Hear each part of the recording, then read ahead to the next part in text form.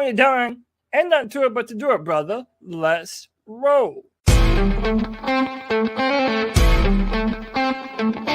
a world where Carolina Panthers fans have an insatiable thirst for Panthers news and opinions, only one podcast roars ferociously. It's the C3 Panthers Podcast.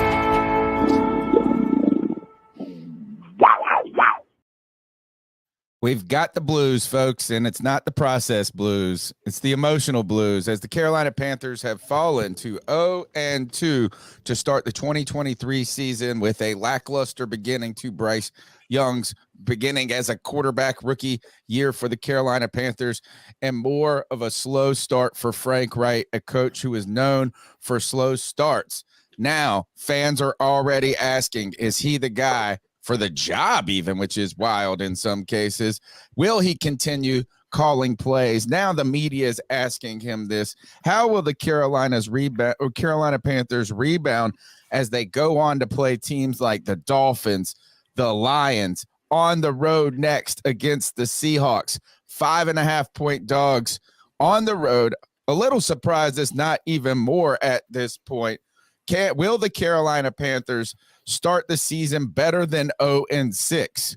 I got the blues, and it's the C3 Panthers Podcast, brought to you by CarolinaCatChronicles.com, where every Tuesday night we chop up the latest Panthers news and opinions. I'm here with my homeboy, my wheelman. He was at the game. He was at the game last night. Yeah. Cody Lack. Man, we had a time on the post game. It was not as apocalyptic as I expected, though. Yeah, man, listen, it was very eye-opening being there in person, and boy, do I have a lot to report back to you all here tonight, man. Lots of thoughts, lots of opinions. I feel like the Panthers have no run game, no effective run game. I watched all of those receivers struggle to get open. And no, before everyone says it, I'm not making excuses for Bryce, but this is a pretty piss-poor offense. And I do believe that unless some changes are going to be made before the trade deadline, I kind of think some heads might roll. But listen, man, you already know that it's Tuesday night. There's nowhere I'd rather be than with my boys, wrapping it up about Panther football. And Tony, you know we're going to do it with the best damn Panther fans in all of YouTube. You know him, I love him. It's our boy Drew. What's up, Drew? Joey the Blind Panther Esquivel, Diesel Skills, the brand ambassador, David Screws, Dimitri Contos, Indiana One, Just Don't Care, Kristen Delane. What's up, Kristen? Matt MJF, Michael Johnson, Muscles Marinara, Paisan, My Life, My Story, Jay. What's up? Richard's Outdoor World, Roosevelt Mongo, Supreme Elita in the chat, Sideshow, Tim Estes, Tim Stellings, Tyler Jones, Tony Dunn. Ain't nothing to it but to do it, brother. Let's roll. Love to see all those green tags rolling through the chat right there, as a lot of super fans are here to get through this moment with the C3 Panthers Podcast. Giant show last night, over 300 viewers for a large majority of the show, and the calls have still been flying in over the last hour. My phone has been a buzzing. So Panther fans have a lot to say about this team. Derek Brown and Michael Thomas in a tuffle in the tunnel. Can't wait to talk about that going forward, as well as we've got PFF grades. We've got the latest NFL news, but we've also got the voice that makes a moist. Hello, CK. How's it going? I'm glad to have another Tuesday night with you boys. I haven't hung out back-to-back night with you since we were at training camp, and there was a lot more optimism at that point in time. Man, this is it is sobering, but it also is one of these things that we've learned to expect as Panthers fans. We get excited in the offseason, and we find ourselves disappointed by the end of the the season. And you know, that's many of our wives probably experience that on a weekly basis. So just fun to be here talking with you guys. I have not been to a game in person since the pandemic, I believe, since I went last in Charlotte. And last night I learned that the Uptown Cabaret is no longer in existence. Where the heck did you go, Cody? Oh, bro, why would I ever tell, man? Some things are better left a secret, man. You know.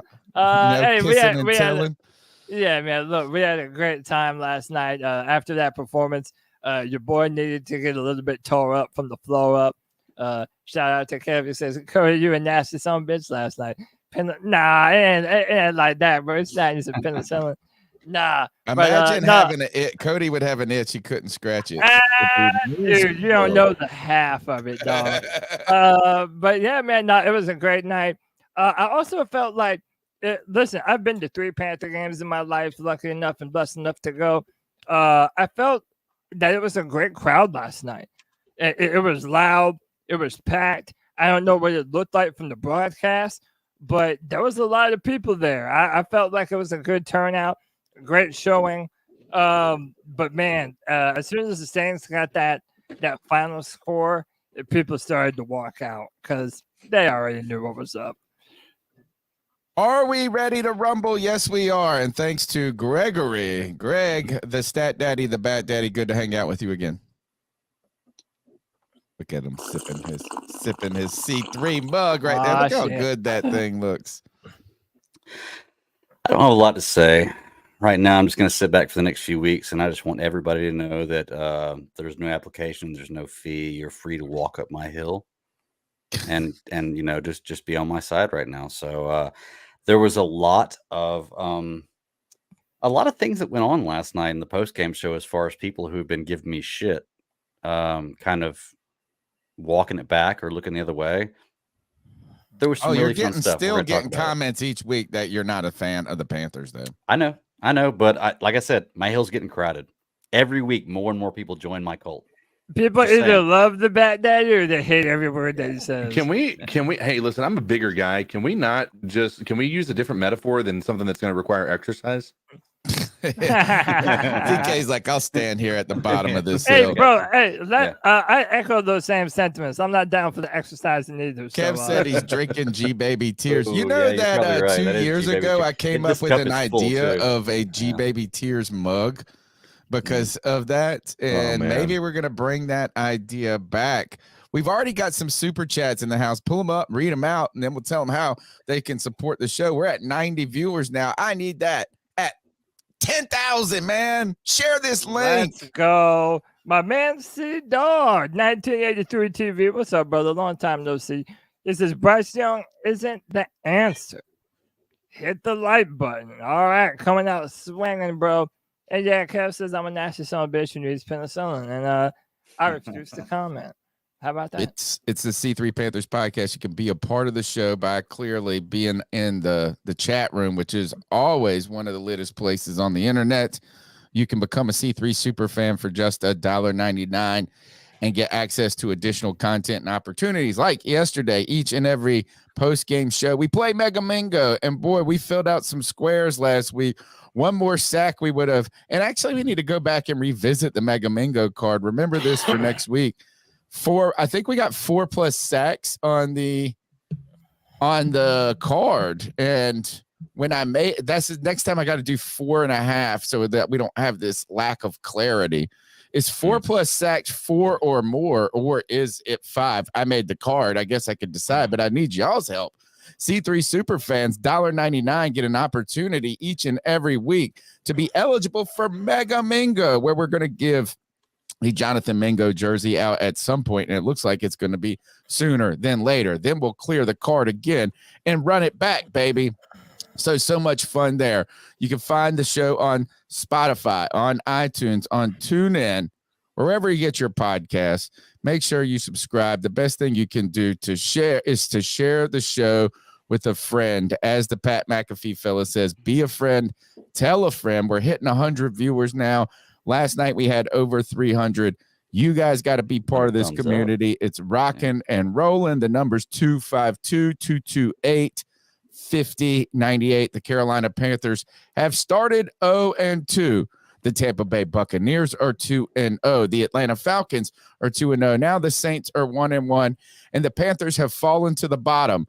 Not surprising that the Panthers are struggling with a new coaching staff, a rookie quarterback, but boy, the hill to climb towards any sight of success is getting steeper and steeper by the moment as we go on the road to Seattle, followed by Miami, followed by the Vikings and the Lions. I may have flip-flopped an order in there, guys, but there is a good chance that the Panthers could start this season 0-6. They're certainly not going to be favored in any of these upcoming games. Cody, you were at the game.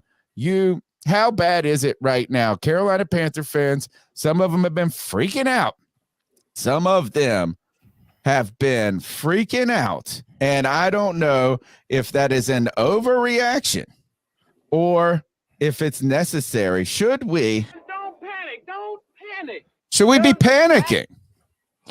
So listen, man, I know Bryce Young takes all the air out of the room.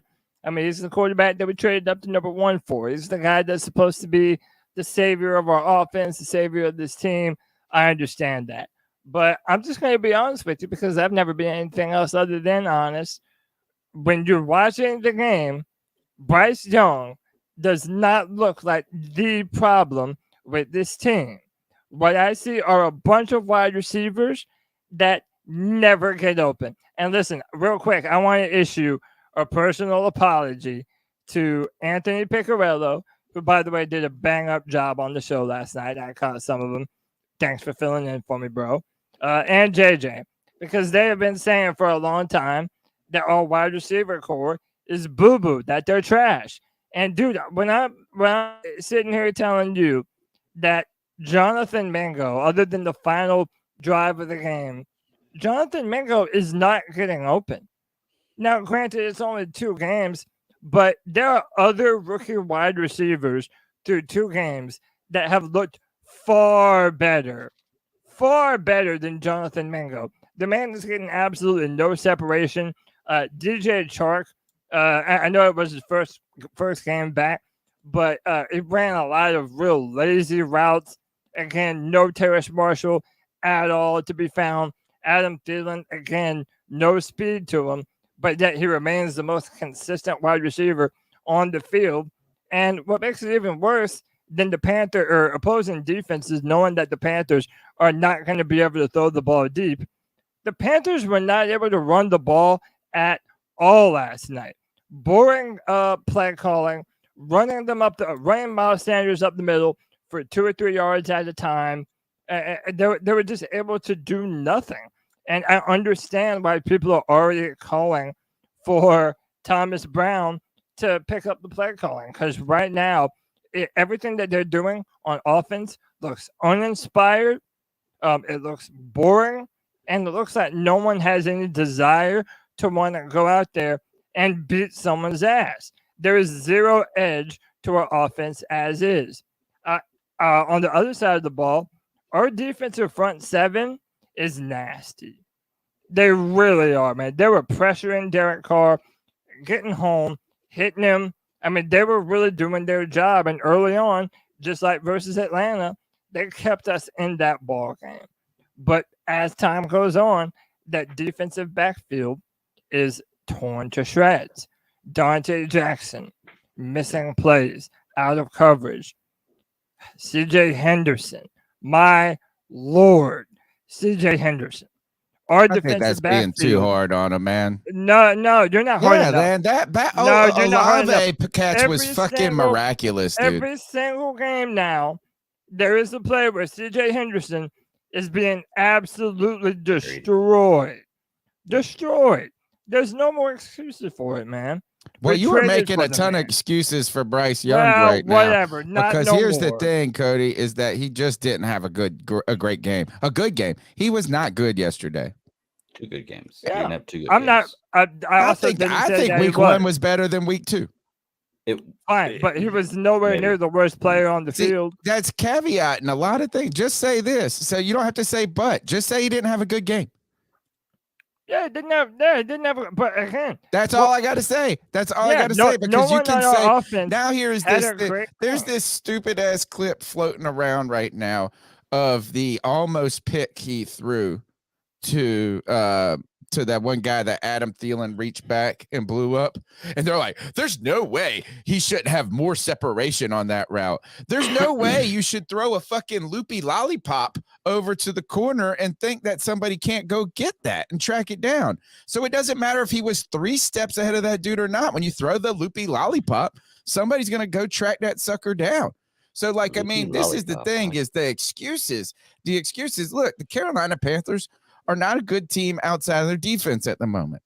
They can't, and is right now, it's a rolling goal. It's a moving goalpost of what the actual problem is. But I don't really have a problem that the fact is that Bryce Young isn't great at this moment. A lot of people are like, oh, well, he's not Aaron Rodgers right out the gate, so you hate this. No, what we were told is that of all the quarterbacks, he was going to be the most pro ready. We were maybe they inflated our expectations so much to where I almost thought he wasn't going to struggle.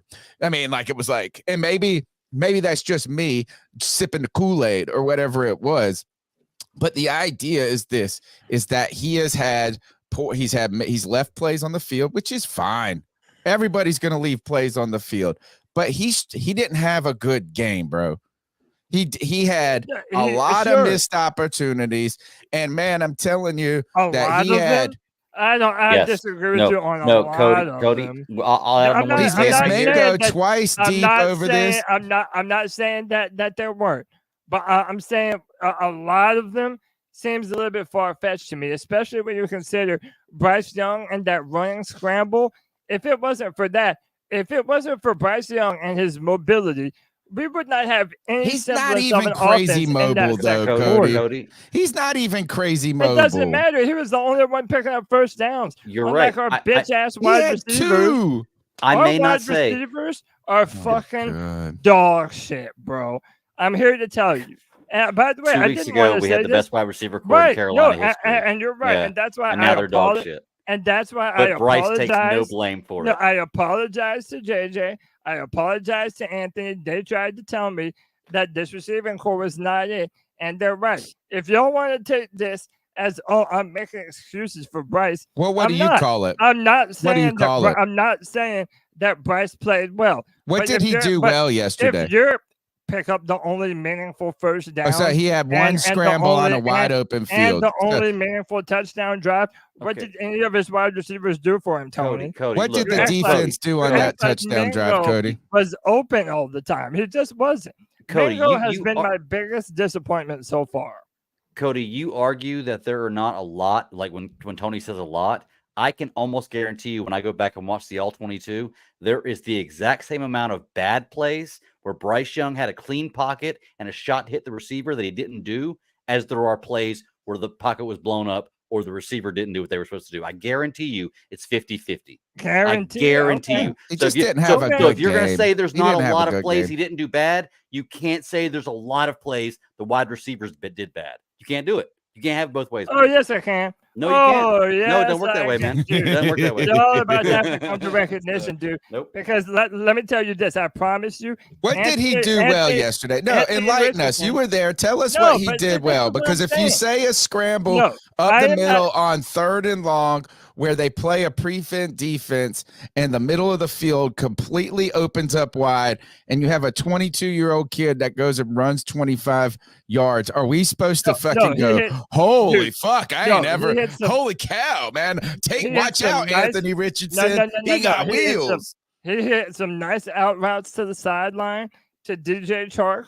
A number of different. I can even pull up some of the clips. Look here, let's look at Sharks. Listen, I can pull up the clips. Now we were getting demonetized. I remember one. But you're not. But you're not remembering it right. I'm telling you. I'm gonna look up Sharks stats. There were a number of different plays where Bryce put the ball on the money. Where he didn't. Listen, I'm not. No, see, this is what everyone's doing.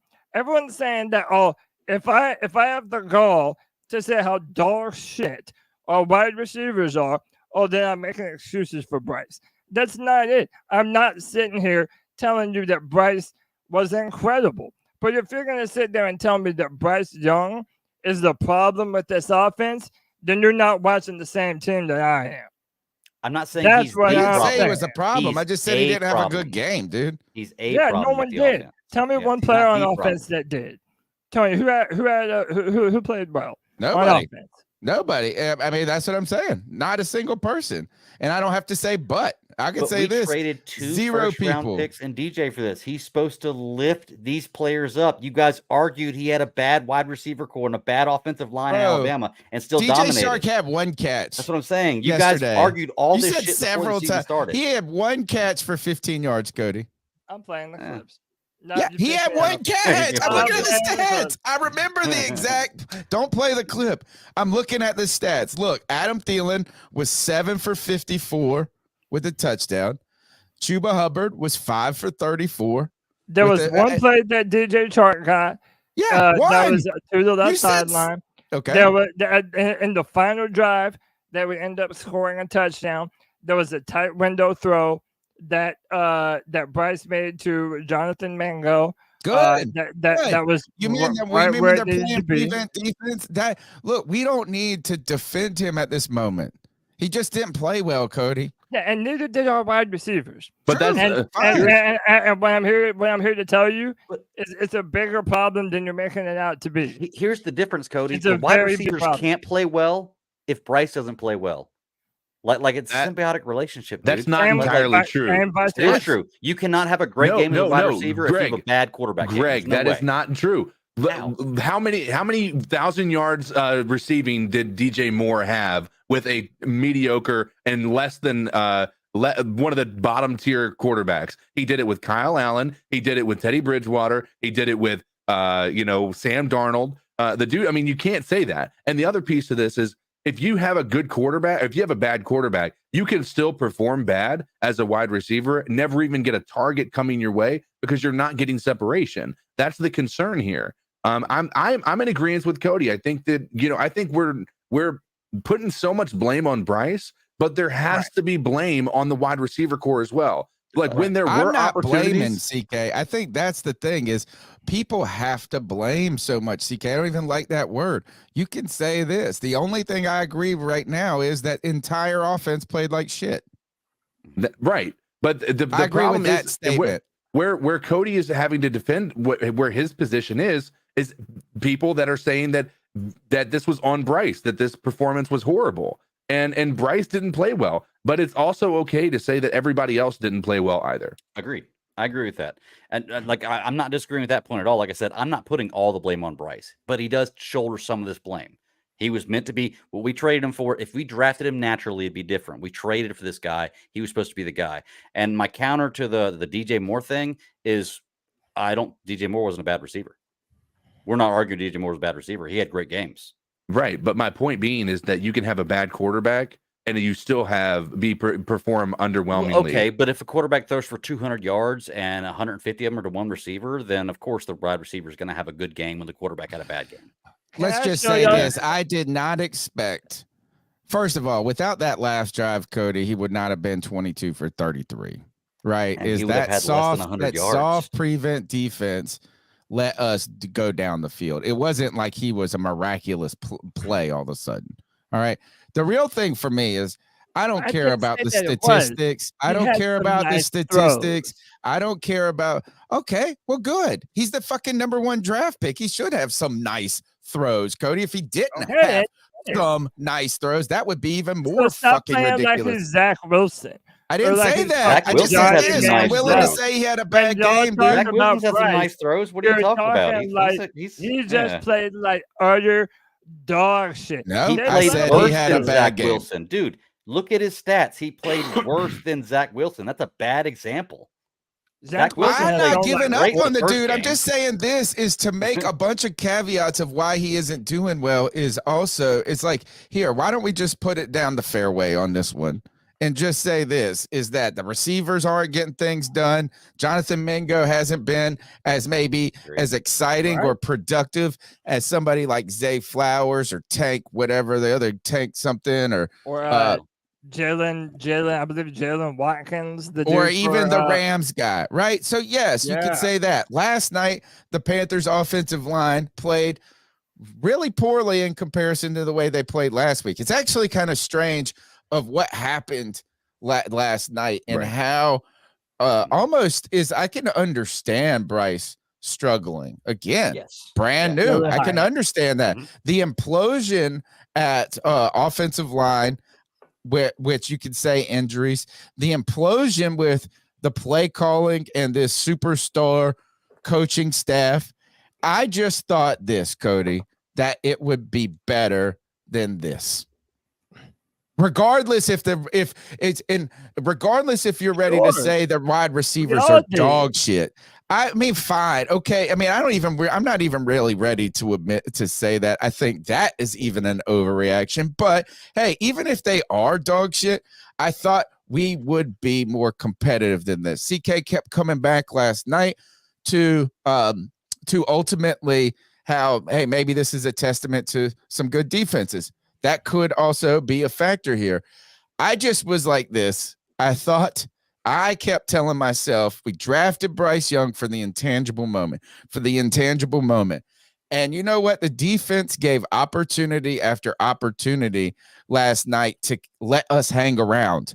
You could have just wiped all this discussion away with one positive drive, and we couldn't figure out how to do it. And that doesn't fall only on Bryce. It certainly doesn't fall only on the receivers, and it certainly doesn't only fall on the offensive line, because there were plenty of times where they offered okay protection or better or adequate protection. If anything, we probably are saying this, and I'm asking you guys right now, is the honeymoon with Frank Reich over before we even got back from the honeymoon? Right? Like, are we fighting on the plane back home from the first week away as a married couple? And listen, and then I want to read some super chats. People really want us to read these super chats whenever they send them in. I promise. We always That's why see they them. pay up. We always see them, and we always get to them. We promise.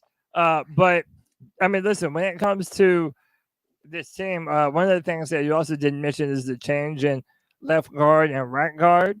They said that they weren't going to move Chandler Zavala around. That surprised me. And they did. They moved him to left guard. Didn't work. We already have some big time injuries that we're talking about. And you know what, Tony? And you've said this before. We have Panthers traumatic stress disorder. Yeah. And we now have this tendency. The shirt's coming. Where Frank Reich is starting to sound very eerily similar to a certain someone in his press conferences. Always needs to watch the film. Always has an excuse. Now Frank Reich is out there telling everybody, "Oh, this offense, in a short amount of time, they'll be capable of putting up between 28 and 30 points." And dude, Panther fans do not want to hear that. That is the last thing that you want to hear. We're tired of all these empty promises that lead to absolutely nowhere. And I said this before. You might have disagreed with me at the time, Tony, but if during the preseason you're going to run this vanilla bullshit offense that you're trying to save your playbook for the openers against Atlanta and New Orleans, and you don't look at all different, I would have rather that you open it up and got into more of a rhythm with your number ones playing your actual playbook, because now it's set the expectations for what Panther fans were hoping to see from this offense. It set them far too high for what they're actually capable of. Panther fans are pissed, man. Let's read the super chats. We got some things to get to, a lot of different things. We got a lot of stuff to cover. Tyler Jones here. He said, if you think Bryce Young is not the answer after 2 games, you're an idiot. It's not just Bryce Young, poor coaching, no weapons, injuries, rookie QB. No problem. Right. No, I don't think no one's disputing that. Right. Thank you, Tyler, for the donation of $4.99. No one's disputing that, but I also don't want people to dispute. If you're saying he had a good game last night, I can't. No, I mean, I'm not saying that.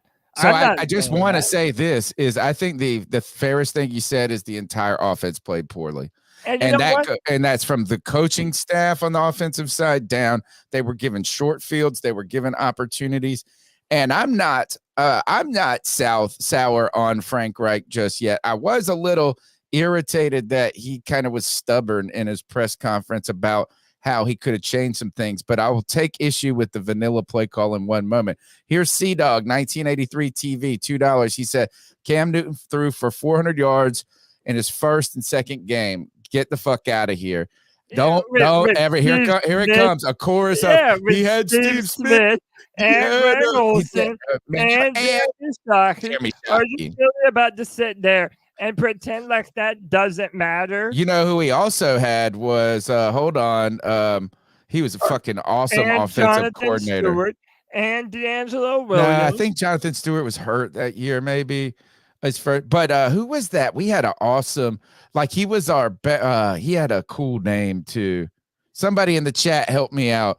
Who our offensive coordinator was in Cam Newton's rookie season. It was. Now here's White Chocolate Espresso. Chudzinski. That's right. Rod Chudzinski.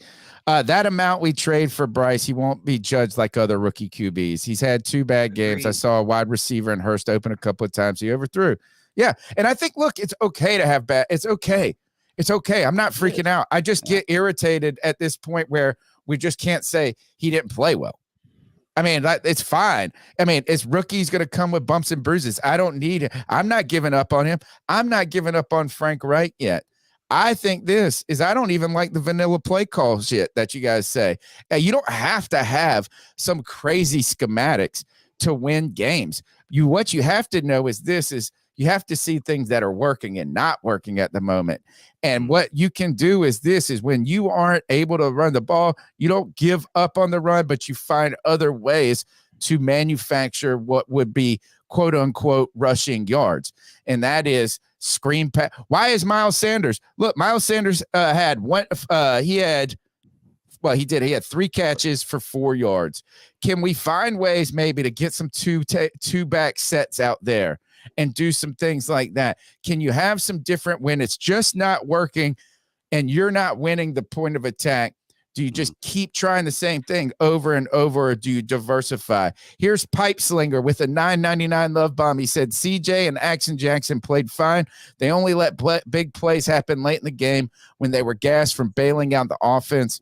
Hold Bryce accountable for missing wide open wide receivers. I sort of agree with that because, look, the defense played well. At some point, they're going to get, it's like, how long can you hold back the flood, right? How long can the dike hold back the waters?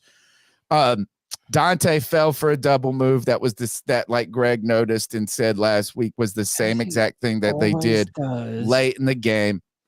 CJ was right there. He's so scared to get a pass PI, and that was, let's give some real credit right there, that was a phenomenal catch by Chris Olave. But on the other side, you had Von Bell, Jeremy Chin, and Xavier Woods, who had great games. Let's get into the presentation real quick. Don't forget, before we do that, this show is brought to you by Caldera Labs. Caldera Labs is a sponsor for us throughout the entire season. And I tell you this, it is a great, fantastic way to get looking good, fellas. It is a twice-a-day skin regimen that will slow your aging process. I tell you, my skin feels better. I actually put the nighttime serum on right before I came on the show. Right? It's helping the black under my eyes. It's helped the blackheads on my nose. It's helping soften some of these deep-ass wrinkles I got from looking like a damn mean-ass resting bitch face Sicilian all the time. It's helping, folks. Caldera Lab products are really good, man. I'm actually speaking from experience at this point, but you're going to want that 20% off. I promise you that. The products last a long time. It's a twice-a-day skin regimen that will make you look good, feel good, play good, like the Panthers defense in a way. Go to calderalab.com/C3 for 20% off your order. I'm telling you, there's scientific evidence right now. After 8 weeks, people look younger. Man, you got like The Rock and people. Well, I mean, I actually got to go look down. I see like famous people all the time using the Caldera Labs. Great product, calderalab.com/C3. Help us continue to grow by checking our sponsors. Even if you just visit the website using that's alone a win for us to go give it a look, see what you like. I know sometimes good things cost money, but they last. Right now, I've been using this product for almost 2 months, and I haven't even put a dent in a lot of this stuff. So go to calderalab.com/C3 and get your 20% off. Let's jump into some of the details that we have prepared, some of the preparations. Actually, you know what? Big news here is big injury hit the Carolina Panthers last night with Shaq Thompson. Shaq Thompson was kind of got hit in some friendly fire and after the play, I think it might have been Deshaun Williams. And it was. I can even play the clip of it too. I'm good. It's like 7 seconds. It's not even enough to get us. Okay. If you want to, Shaq Thompson, though, ended up breaking is it your tibula or your fibula? His fibula. Fibula. He had surgery. This is from the Charlotte Observer today. Is Panthers longtime leader Shaq Thompson undergoes surgery less than 24 hours after the injury. Many reports believe that he will be missing the entire season. Shaq put out a thank you message today for real Panther fans. Boy, he's heard some of the criticism. It's got, he's had to deal through some tough, lean years with Matt Rule. He was excited to be playing on that defense, but it looks like the emotional and psychological leader of this team in so many ways outside of Brian Burns is now going to be missing. The injuries continue to pile up in Carolina and the wins aren't. So Cody, what do we got here? Shaq Thompson you put out a great tweet. We talked about it on the post-game show last night. We really get to see how important Shaq Thompson is to the defense now. Absolutely. And by the way, he's been a player that's taken a lot of criticism over the years. A lot. And, that's why he kind of put that in his remark, shout out to the real Panther fans. Because there's a lot of people that are always talking sideways about Shaq and how overrated he is. And some even here on the show. Hey, man, I fell in love with him too. You know what? This is what happens when you put all-pro expectations on a guy before you even see him. Yeah. And so he was like fighting an uphill battle with Tony Dunn because I bought his jersey before he played it down. That was your bad. Yeah. And so it's like this is he changed his number too. Yeah. But I'll say this though, man. As soon as I put out that tweet, they put in Camu Cruz Hill, and the dude was awesome. Good. The dude looks good. So that's my point, Cody. Yeah. I know it kind of came off like I'm saying, oh yeah. Well, now you'll see how good Shaq Thompson is. That's not really how I meant it. Like, well, now we're gonna find out. It was a real legitimate. I thought it was a litmus test of actually how important. I thought it was a great way of putting it. I didn't read sarcasm into it at all. Yeah. I thought it was like, the defense didn't look any worse after Shaq Thompson left. I think I don't think it looked any worse after better. Yeah, and I don't mean that again. I listen. I haven't. Right. I think that Shaq Thompson has got the short end of the stick because he came in here to a team that has a fan base used to having elite linebackers, right? Throughout our entire history, we have been known to have elite. So Shaq Thompson was already going to be fighting an uphill battle. He was the first round draft pick at a linebacker position. He was learning from the two greatest linebackers in recent history among Panther fans, and that's Luke and TD, right? And he got the reins. And so, to his defense, like, he played well, and he has been a consummate pro for the Panthers. But when we saw him come out of the game, like we said, and this is no knock on the guy, it didn't feel like it was as big of a hit as I think many people who are big Shaq fans would have expected. And that is a surprise. I don't know if this means Deion Jones is going to get an opportunity to come in and back up again, or how that's going to look. But this is interesting, man.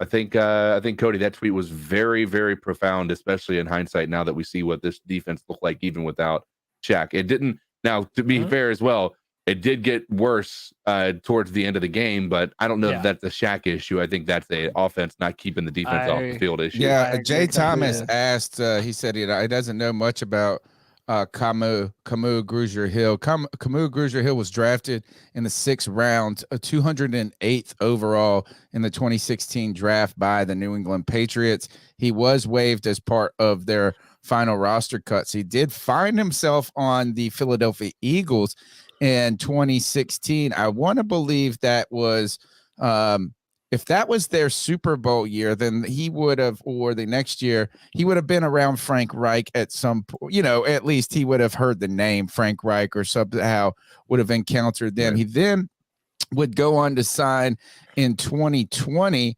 a 1-year contract with the Dolphins, which reunited him with Brian Flores, who had been the linebackers coach for the Patriots when he was drafted. He was then on 2021, he signed a 1-year deal with the Houston Texans. Frank Reich would have learned about him on December 5th, 2021. If you didn't remember him from Philadelphia, he would find out about him on December 5th, where in one game against the Colts, Grugier-Hill set the Texans franchise record for tackles in a single game with 19 tackles.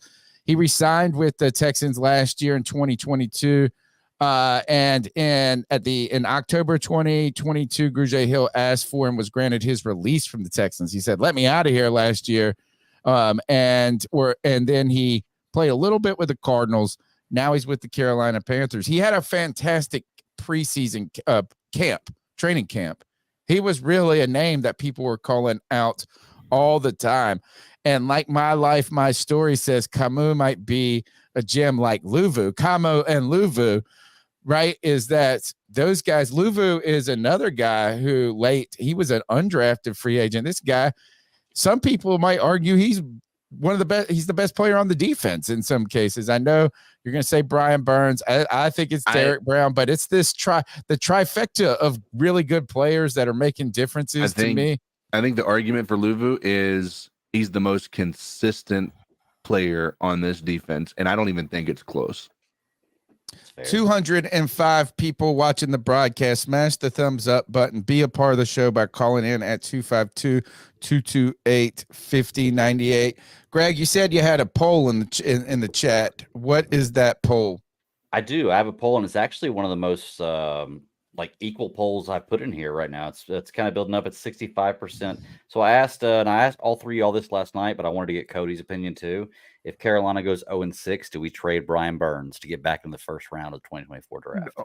I have another hot take about trades. Right now, it's 64% yes by the fans and 36% no with 131 votes. Saw a little limp in Brian Burns last night. So, nobody can survive any game without getting hurt, particularly if you're with the 2023 Carolina Panthers. What is your take on that, Cody? If the Panthers were to start 0-6, is Brian Burns being shopped?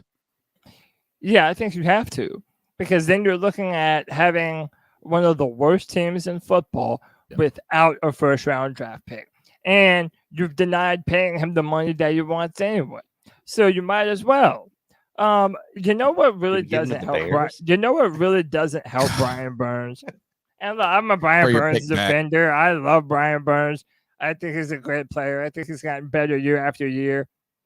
But whenever you see what a guy like TJ Watt does, last night, by the way, who literally just takes over a football game, he's always going to be compared to that. And even though I feel that he is a tremendous player, he wants to get paid like that. He is getting better, and I do believe that he is capable of that. He has not put that on film. So if we're staring down the barrel at another season where we might have where our team, the pick that we're going to send to Chicago is in the top 3 or top 5, yeah, you bet your ass that we should trade Brian Burns, especially if we haven't paid him at that point in time. Well, I will say this. I don't know how, if this doesn't change, Fitterer has to make a trade before the deadline, right? I mean, in my mind, I agree. He absolutely has to. Yeah, 100%. Think about this. This is some crazy shit right here. Think about if we traded Brian. The Bears could have, with our pick and their pick, 2 top 3 picks. The Nah, Fields are number one and number they'll two. be Hold on. fighting with the Cardinals. Imagine, but that's still top 3. Like they're still one of the worst teams in the NFL. So are we. Cardinals are What going to I'm have back-to-back. Some people think they're going to have 1 and 2. Cardinals have had 2 really good games that they could have won. So they may exactly not go. what you want to do when you tank. Lose, but always be competitive. True. But what I'm saying is just imagine for a second that we trade DJ Moore and Brian Burns to Chicago to play with Justin Fields when we could have just drafted Justin Fields Oh, a year no. ago. Oh, and God. had that He's on our been team. so bad. Like, just dude. imagine that. Like, look at how circular that is, man. Like Brian Any Burns chance and we DJ could Moore trade on Brian Chicago. Burns for our pick from that we Gave Chicago. That's what I'm saying. We get the same pick we'll back. give you That's what I'm Brian saying. Burns. How for that give us pick our back. pick back. Give us that pick Yeah. back. I We think could've just this drafted is. Justin Fields on the same team. I brought this up on the Yeah. post game last night, Cody. Is that if you like, it's kind of hard to know exactly what the holdup is or has been with Brian Burns and the Panthers. Right? They have been vocal about them wanting to extend them. They have. We've had all of this stuff going around from last year with we passed up the trade. They've made him such, he's been such a centerpiece of the team and even a leadership mode. I feel like this is like we're trying to figure out why the hell they just haven't been able to get it done, even if it was a little bit more expensive than you want. And one scenario is that they are afraid that they know he's a good player and an important player to him, but they also know that, or they might believe that 30 or whatever it is an overpay. And while he's important, you got to try to take the emotion out of things right there. And so if you do believe that, or if you're concerned about an overpay, if that's something lingering in the back of your mind, then I don't understand why it would seem that at least considering the idea of trading him would be something you would have to kick the tires on in a way. It's a must at that point in time. Let's keep popping through the show. A lot of people got a lot of questions about Derek Brown and stuff. What is this? Let's go. Hey, real quick, just because it was so kind. Oh, well, we got 2 of them. Jay Thomas says, do we know the details on Derek Brown and Michael Thomas competition? Jay, we're going to get right to it, brother. I promise. It is in the show notes. And then Charles June with the $5 says, hi, just wanted to support the podcast. Thank you so much, man. guy. We appreciate you, Charles. Let's jump back into this presentation. So this is did we skip the one on the Williams? I might have. Hang on. Maybe did I miss where I thought I moved it, or maybe no, there it is. So I do want to play the clip. It's not going to ding us. Okay, well, I just don't like looking at the injuries. Man, ever since I saw that, dude, like I've for someone who loves to watch people almost die on the internet all the time. I have had a lot of problems with the Aaron Rodgers injury that looked like a lampshade. Or not a lampshade, a window shade. Those old window shades you could pull and they would like that's what when his Achilles ruptured, that's what his calf muscle did up his back of his leg. And then I saw that Nick Chubb one and and so what I saw this tweet today and I wanted to ask you guys about it. Deshaun Williams came out here and he said, want to say for the so-called fans who think I would hurt someone on purpose is jokes. I'm sick at what happened. Not just my teammate, but someone that brought me into this team as a family. I don't understand this. Like in what world would anybody suggest? So can you guys explain to me what anybody would suggest that he was trying to hurt? They're saying that he hip tossed this guy onto Shaq Thompson that caused that break to happen. I mean, it's all bam. There's you can't blame it. It's similar to like the situation with Bryce Young in preseason when we saw somebody almost roll up on his leg. We wanted to blame heavily Michael Jordan for letting that pressure get there, almost pushing him into him. Keep your eyes on their left tackle. Deshaun Williams is over here. Okay, so it is the hip toss play. He does. Yeah, so watch. Then Shaq Thompson makes the tackle. Hip toss right on to Shaq. Oh, yeah. That's goes down not with the injury. no, man. He's just trying to punish the damn left tackle. Right, that's what I'm saying. And like, I didn't really Yeah, that see was just it. happens. I didn't really see it, but I guess people were insinuating they did not. Dude, some Panther fans are dumb as shit. Hey, I love y'all. And by the way, when I'm at the stadium, everybody that comes up and shows that C3 love, bro, you don't know how much it means to me. It's incredible. I Were you a appreciate superstar everybody. last night? Oh, dude, there were at least 12 people, and more, probably even more, that came up and showed love and said hello, took pictures. It was incredible.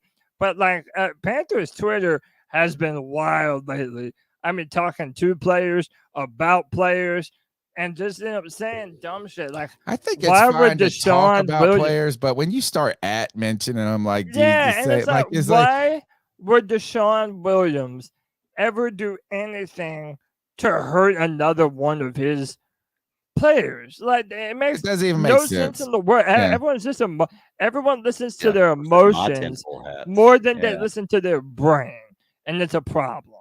Mhm. Or they just like to troll, and and you're trying to get a reaction. Kev says that's hard. That's playing hard through the whistle. All right, let's get back into the show right there. We're going to get to Michael Thomas and Derek Brown in just a moment, and your calls any second. The number's 252-228-5098. After the game last night, so we'll go back one. Sheena, I believe it was Sheena Quick who has asked this. Now this is the second time she asked this. She asked this at the third preseason after the third preseason game. I'm glad. Hey, but I'm glad that they do. I'm glad they do I hope that Tony, Darren Gant, if Darren Gant calls out David Newton, which I got some beef, we'll talk about that in a little while, is that maybe he should call out Sheena Quick on this. And what I mean by that is that if he said David Newton was misusing his platform to stir up Panther fans. Anyway, come on. Yeah. This is stupid. what when asked, I believe Sheena Quick was the one that asked this question about the possibility of handing off the play calling to Thomas Brown. This is not unprecedented in the NFL, as Nick Sirianni did this, and then they gave it to the Steichen guy, I believe, or whichever one was the offensive dude that went to the Colts, and things picked up. This was Frank Reich's response. He said, "That's not a change I would make in game. Listen, I've mentioned this before. The way we call plays, I'm calling the plays, but it's very collaborative. I'm talking to everyone on the sideline. I'm the one who calls it. I'm going to do what's best for the team. And right now, I think it's best for the team that I'm calling the plays. I'm confident in the play calling. We got to get better, but I'm not ready to do anything there. Thomas is a great coach. One day I want him to call them. When that will be, I don't know." Cody, earlier when everybody was kissing and hugging and loving on each other just 2 months ago, 3 months ago, it really seemed like the timeline was going to be that Frank Reich had a much earlier timeline in mind of passing it off. Now this comment sounds like, that's really kind of, I would just say that to make y'all feel better. Yeah. I mean, I don't know. It's like, listen, if you don't want people to ask that question of you, your offense needs to perform better. Like, literally, the reason why you go out and get a Thomas Brown to be your offensive coordinator is because he was so highly touted. Sean McVay loved him. He came from an offense that was putting up a lot of points and did so consistently. The Rams didn't want to lose him. And if you're going to have this vanilla, basic offense, like, guys, this looks the exact same as the offense from last year. Cannot sustain the drive. The defense does some good things, but the offense can never bail them out. They finally score points late in the football game when it doesn't even matter. No batted passes, though. It looks just like yeah, okay, no batted passes. That might be about it. But other than that, it's so vanilla. It's so I mean, there's nothing about it that's interesting. For the past 5 to 6 years, the Carolina Panthers have been allergic to a downfield passing attack. we're not even used to remembering what that looks like, man. It's like it doesn't happen here for us. All right. Well, I guess I think to me it's if you're gonna tell me to stop panicking and make all these excuses for all these other things, then I think Frank Reich deserves more time. I think last night, I thought the first game was fine. I thought last night's game it clearly wasn't working on the ground in so many ways. And in fact, I am one of the few people that I thought that, like, when we moved the ball, one of the good plays that Bryce had would have been a 3rd and 12, I believe, and that set us up for our first field goal to tie things up. So we were like on about the 50. It would have been like where we were at would have been like in a 60-yard field goal or something. And he picked up a good 7-8 yards on that 3rd and 12 that moved us into about a 52. Was that right, CK? About 50. Was the first one 52? It was 52, yeah. Yes. No, it was 51. His long was 52, so it was 1 yard shorter than his longest. So that was Could a good, nice pickup, and on a 3rd down, that was good for Bryce Young there. But then that put us at 4th and 3, and you're already kind of in that crazy deep range. You're only down 3. I felt like this is, man, 3 yards. We can maybe, like, this is the type of 4th and 3 situation, or 3rd and 3. Those down and distances are good for our offense. They're good for what Bryce Young's skill set were. So I was kind of hoping, and maybe I'm just like so desperate for this Panther offense to find a little momentum. I've just been go for it every time. That's what I felt like saying every time we get anywhere close to a 4th and manageable distance.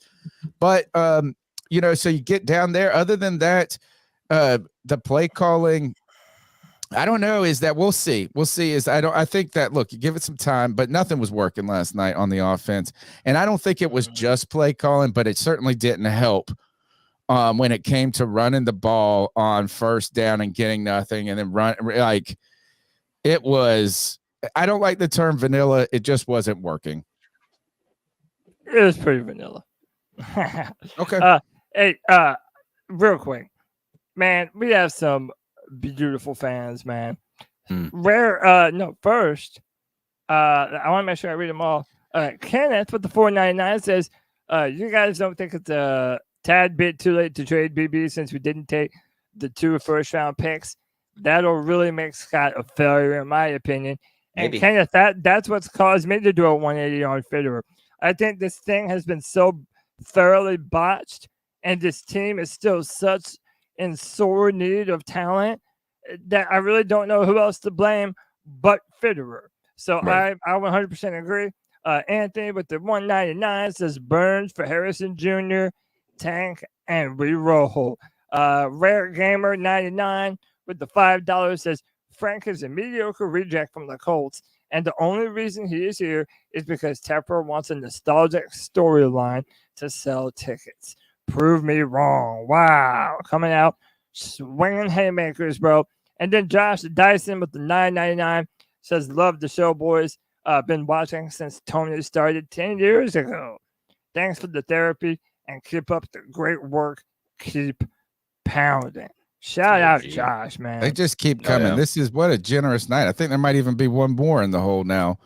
Thank you so much, guys. What a generous 2 nights of our fans listening in Jay our Thomas. As we finish the 10th season up. Hard to believe that Frank is not smart enough to call more advanced plays if he thought the offense could handle it, or offense could handle it. I could be wrong. Shout out to Jay, man. Go ahead. Look at Sideshow. Go hit Sideshow's comment up real quick down. It's the last one. Man, I tell you this, Caldera Lab products are working when he said, hey, 10 years ago, Tony was 22. I've gone back 10 years in time because of calderalab.com/C3, 20% off. Use the code. Greg, you had something to say.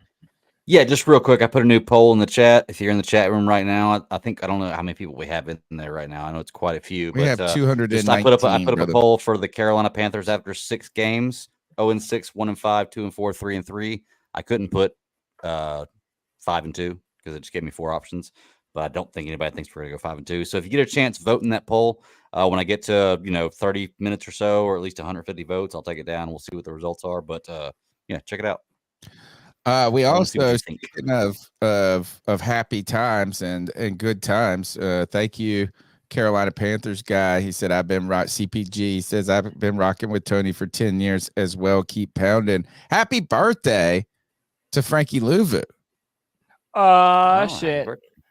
Yeah. Was it Frank? Please say, now you made me start this. Yeah. Frankie Louvu, birthday today. Happy birthday to really a real standout star. And talk about a guy, an undrafted free agent that's going to secure a nice payday if he keeps playing like this. I think he's put enough on tape that if the Panthers ain't going to pay him, somebody else is. And you know who was just raving about him was Brian Baldinger. Baldinger? Mm-hmm. Baldy's breakdowns. Baldy's breakdown was just raving about Frankie Louvu and his closing speed, his attack speed. And really, he plays fast. He plays fast. How about this? For the past, how long has he been on the team now? 3 years? He has been our most consistently good player for 3 years. But in this transition to a 3-4, it has been absolutely seamless for Frankie Louvu. The guy is a heat-seeking missile. Everyone that plays with him loves him. Shout out to Kristen Ledane. That's her boy. I know she loves her some Frankie Louvu. And how could you not, man? The dude is getting pressures. He's getting sacks. That dude is out there whooping ass and taking names. I love this dude. And I'm not mad at anyone who tells you that Frankie Louvu is the best player on our whole fucking football team, bro. I really do think that you can make a legit case that Louvu is our best player, offense or defense. Oh, Lord. He is our best player. Just 2 days ago, you said it was clear that it was Brian Burns, and you were an idiot if you didn't. But that's why I said you can't make the argument Brian Burns deserves to get paid top 3 if you say Frankie Louvu is the best player on the team. I'm sorry. You can't do that. Those are Brian Burns doesn't work. and Frankie Louvu are hands down the best players on our football team. Okay, and but you're saying Frankie close. Louvu is so close. If Frankie, like obviously they're very close in your mind. There's no way that Brian Burns can be paid top 3 if Frankie Louvu, his teammate, is so close to how good he is. Well, I mean, and Brian like Burns I said, is. Like I said in the game of the day, Brian Burns has never been top 10. I know. I think it's. You go back I think to it's Derek 2018, he's top Brown. 11. I'm with you. Louvu is an off the ball linebacker. And he's I think they're a trifecta of good players. I think right now they're making a difference.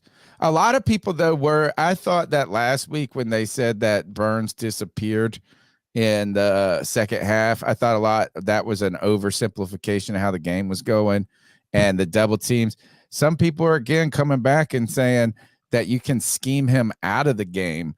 And that, I don't know, is that, look, he got a little nicked up and banged up. Man, I like Brian Burns. I think he's been a great asset to this team. I love Frankie Louvu. We've been singing his praises for a moment. And I tell you, one guy who has never turned his back on Derek Brown is this guy right here, man. I'm proud to say that. Go check all the tape, bro. Yeah. All the tape. I'm telling you, he's only made our team better. What we got next here is I'll take over. Let me see. What we got next? Kind of get through some of this stuff real quick. Here's the bad. I guess we could go look at how some of the performance grades real quick. Let me see. Cody put this one in. This is 2022 open window throw selection and accuracy. Let's see. Can you guys, how do we? I'm here. I wouldn't miss this for the world. Okay. So basically what you're looking at is a chart of completions. Wait, let me take this down right quick. So, okay, this is percentage of accuracy to throws to open windows. Okay, look at Bryce Young all the way up there on the left. I feel like being on the right is better, though. No, hold on. I feel like top right would be better than top left. Top right means that you're very accurate, and on the top right is also the percentage of throws to open windows. So Kirk Cousins is accurate and to wide receivers that are open. So he's This- accurate this- open No, window, I think but this- he's Cody, no. you're reading No, this no, wrong. no, you're not. You're reading not this even you wrong. want to looking be at in the the chart. top right, Nope, Cody. you That's don't. what You I'm want to be in the saying. center. Yeah, Look you at the do. dotted line. Look at the dotted line. No, that's the Yes. mean. I think this is that if you are in the top right, that means Kirk Cousins throws not only the most accurate, but into the tightest windows. That's how this chart means. No. Open windows is off to the right. The more Okay. open you are, Okay. that would be to the Okay. right of the chart. On the left side means they're not open. Bryce Young has thrown the most accurate passes to wide receivers that are not open. This is the Hold point on. that Zoom I'm in on that telling game. Okay. everyone. I think I was you're right. at I was you're right. at the game. They are not open a majority of the time. We're And not the people arguing and the Hollywood. We're people trying to wanna figure it put out, that man. On Bryce, it's ridiculous, man. We're Hold not on. putting No, anything I'm on not even Bryce. Dude, he saying, didn't yo, play well last I'm night, saying dude. there is a contingent of the fan base that wants to put it all on Bryce or bench him for a year or all this other dumb shit that has no basis in reality. And that's what the chart shows to everyone. All I'm saying. The only thing I would say with this is saying the throws that he's making are going to people who don't have his throws are going to people who don't, like, a larger percentage of his throws are going to people who don't have open windows, right? But when Yeah. he does have an open window, he's one of the most accurate quarterbacks, most accurate quarterback, to be fair, based on this chart, to throw to an open receiver. Because he definitely doesn't have the most a great passing percentage. You can't, he's had a 50%, 52%. So like all right. So you want to use this to say, look, he's accurate when his receivers get open. Yes, and that he is the type of player that can get the ball to his playmakers. But if the playmakers are not doing their job, he's not Cam Newton. He's not going to be the type of player that's going to run for 150 yards and put the team on his back. He is going to be dependent on the O-line in front of him and the wide receivers that are around him. And this is another reason I'm down on Fitterer. Because if you knew that part of this offense involved a deep threat that can get open down the field, and the only thing that you went to the year with was DJ Chark and Terrace Marshall Jr., like that's all that you know what? can What muster killed up. this season? One fucking thing, and this would have been fixed. Demir Bird. Oh, Demir Bird would have fucking made this work. Oh my You know what, God. Cody? You just said this just now, and I want to make sure that I'm right on this. You just said he's not Cam Newton. I'm going to go ahead and tell you right now, I'm not comfortable trading 2 first-round picks in DJ Moore for a player that's not at least Cam Newton.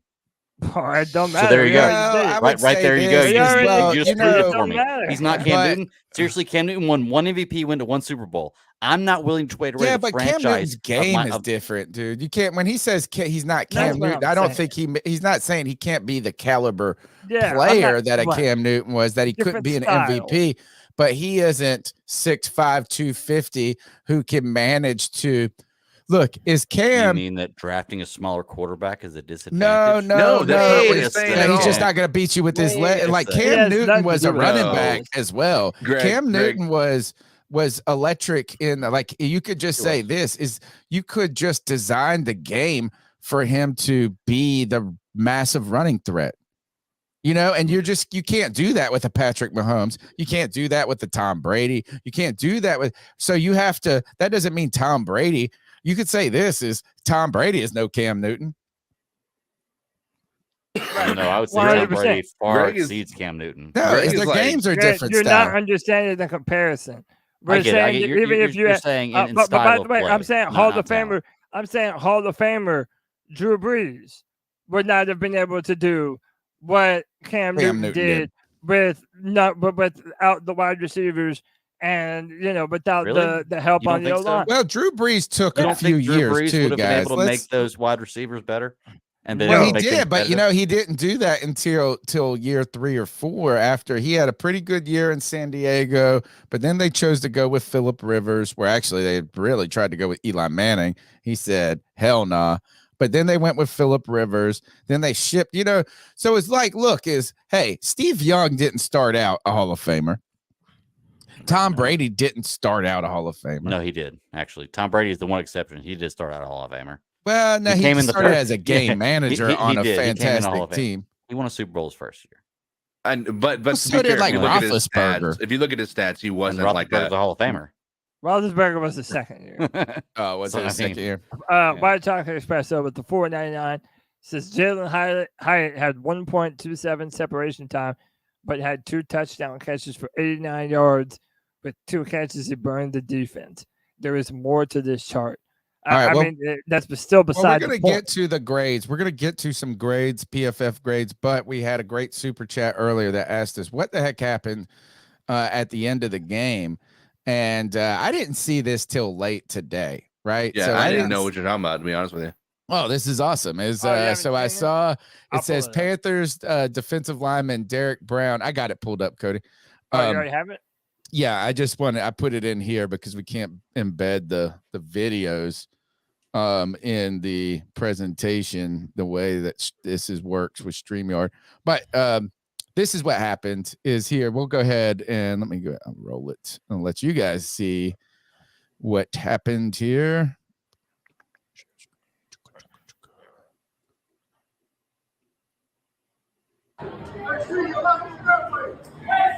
Can y'all hear it? Yep. Oh,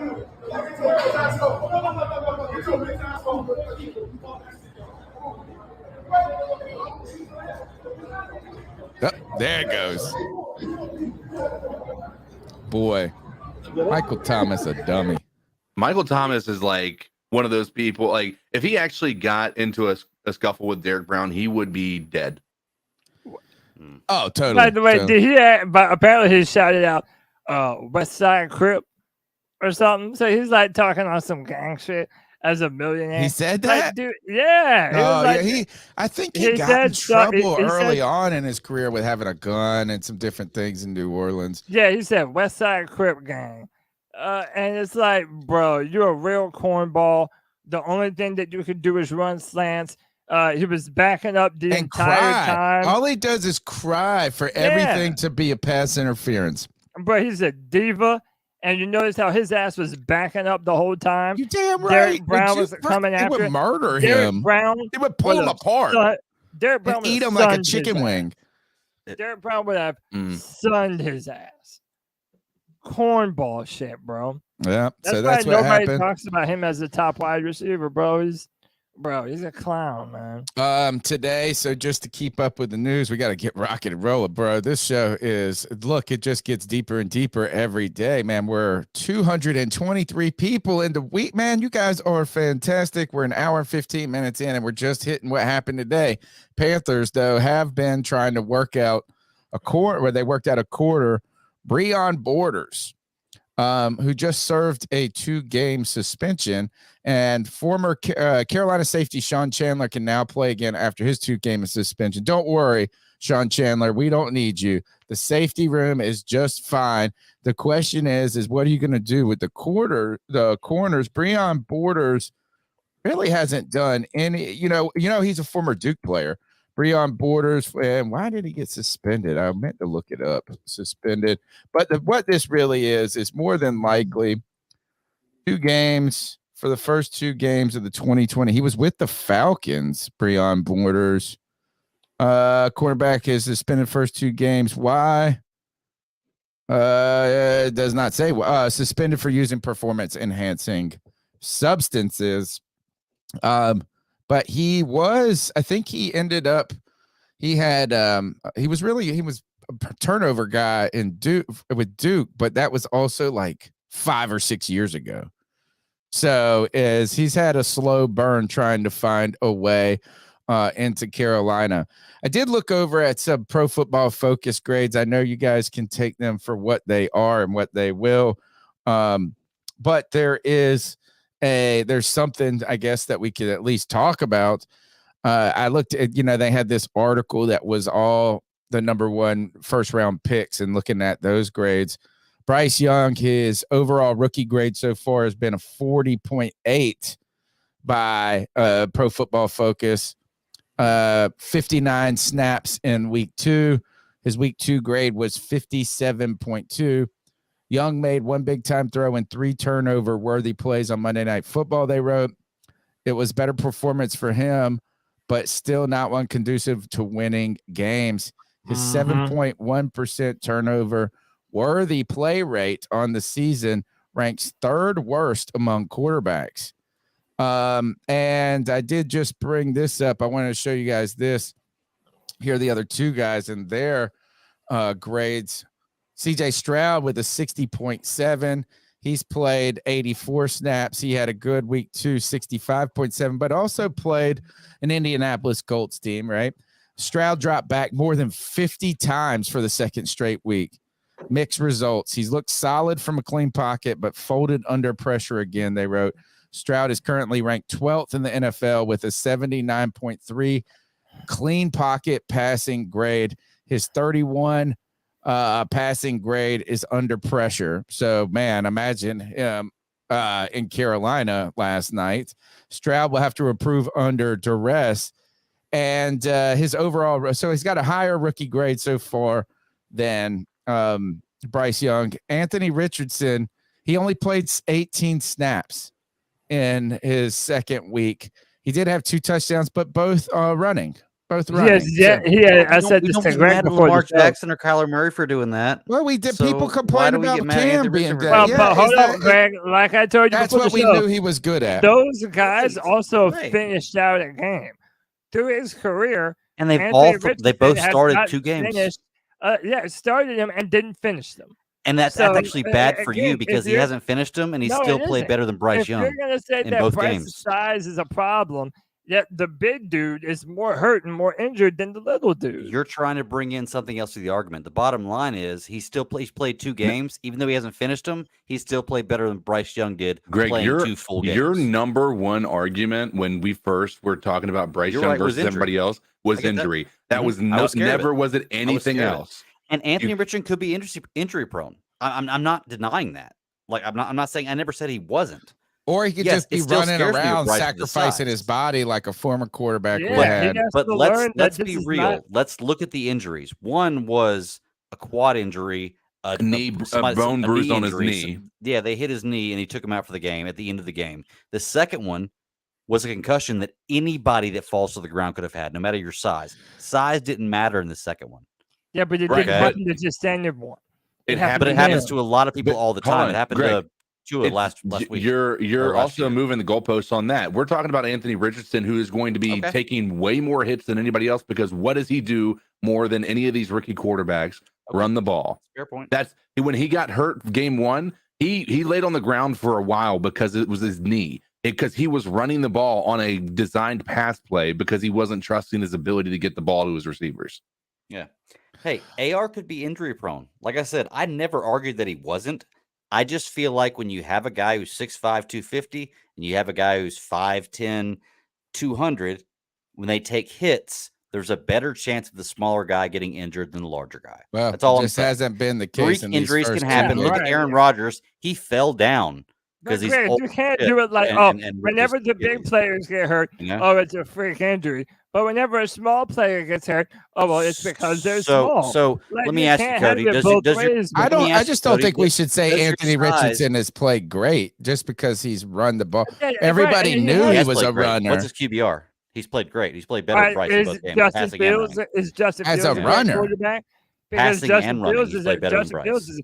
He's put up some better. All right. So here's the thing: is that it probably is now negligible after not being able to play a full game in week 2. Right. But here is to continue on and not to get too lost in the weeds in that discussion. The Carolina Panthers are also, have some concerns about how to deploy Bryce Young, and we saw that as they decided to go, or at least looked like they were going to opt for a 4th and 1 QB sneak, which I think we ended up false starting on in that case. So then You didn't go for it. This is David Newton, bro. Took a little heat today from some people for this. He wrote, biggest hole in the game plan. What to do on 3rd and short. The Panthers can't use, maybe it was 3rd and 1, not 4th and 1 that I was thinking. The Panthers can't use their quarterback sneak because Young just isn't big enough to make it work. Plus, he doesn't have experience at it. So Carolina had to bring up quarterback Andy Dalton on those plays. The first time there was a false start. The second time, Dalton pitched to running back Miles Sanders for the first down. But this could be an issue moving forward. Good old David Newton just knows how to write it just a way to get people riled up, because he said he isn't big enough to make it work. Can't use him in those terms. What do you guys think about David Newton's take? And I got a problem with Darren Gant's take about David Newton next. I kind of agree with what he's saying. Like I said, I brought this up yesterday. Like, what kind of faith do you have in your quarterback when it's that situation you pull him? I think this is a great time to use your backup quarterback. No, it's a great time to use your backup quarterback if you have it. Taysom Hill. I hate it for different Not with Andy reasons, Dalton. different reasons than Greg. But yeah, I hate this. Give me a break. I don't fucking need Dalton on the field for shit. I just don't. Why? For what? What Unless is he Bryce going is to in do? it. Yeah. What is he doing for this team that you're not going to ask Bryce to do? And by the way, if there's something that Andy Dalton can do that Bryce just isn't able to do yet, then like that leads to Greg's point. Like maybe we made the mistake, but like there's no reason that you should be putting him in any situation. It's the dumbest shit in the world to me. If he's hurt, fine, but if he's not hurt, bring Andy Dalton's ass off of my field. That's When's he going what to get that I'm experience if you don't give it to him now?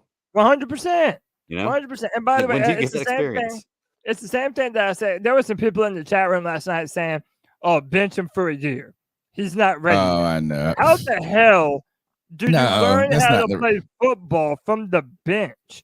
It's the Unless for dumbest some thing. reason you were just really concerned about ruining him there's because something was so bad. If your If you were offensive going to line, ruin him, then he was never the shredded. dude. Look, Right. I He was was against never this the- argument, but there was an argument a few weeks ago about sitting a quarterback for a year and how great it was. So I don't think There if was you an have the argument on this number, I podcast think about that if they're a second round pick, then maybe that's something you do. I think Well, if we were you know talking if you're the about, most pro ready quarterback and all of these other things, no, I think it's just time to learn on the job. And I think agree. he's been fine learning on the job. I think that's going to be the best. Here's what I got a problem with Darren Gant on this one. Why has he got to come after my man David Newton for this? David Newton on September 17th wrote this. He wrote the Falcons. This is his tweet, by the way. The Falcons 2-0, the Bucks 2-0, Panthers 0-1. Can't afford to lose to Saints 1-0 Monday Night Football and be two back of the entire NFC South. That was David Newton's tweet. I find that nothing wrong with that. no, Right.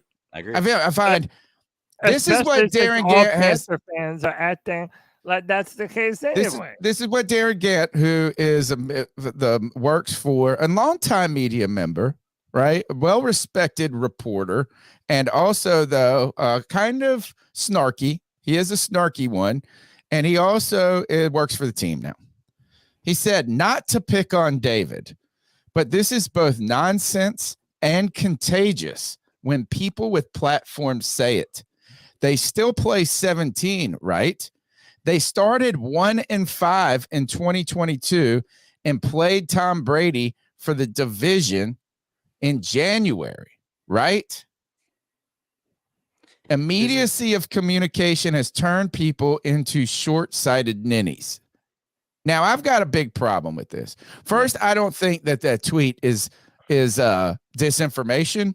I don't think it's overly exaggerative. I don't think it is shocking all clickbait. I mean, what Darren Gant ultimately said was this: not to pick on David, but I'm going to pick on David. No offense, but be prepared to be offended. Then he said he's misusing his platform ultimately for disinformation. And I wanted to show you the next post. Hold on, if we could look here. Then he follows it right up. Each one of these games is important in that it's 1/17 of a long season.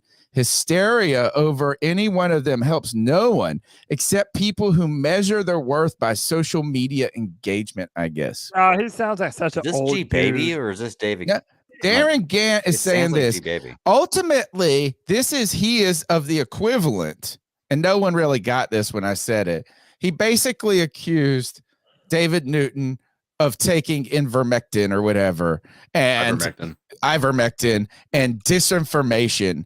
And this is total bullshit, Darren. This isn't wildly irresponsible.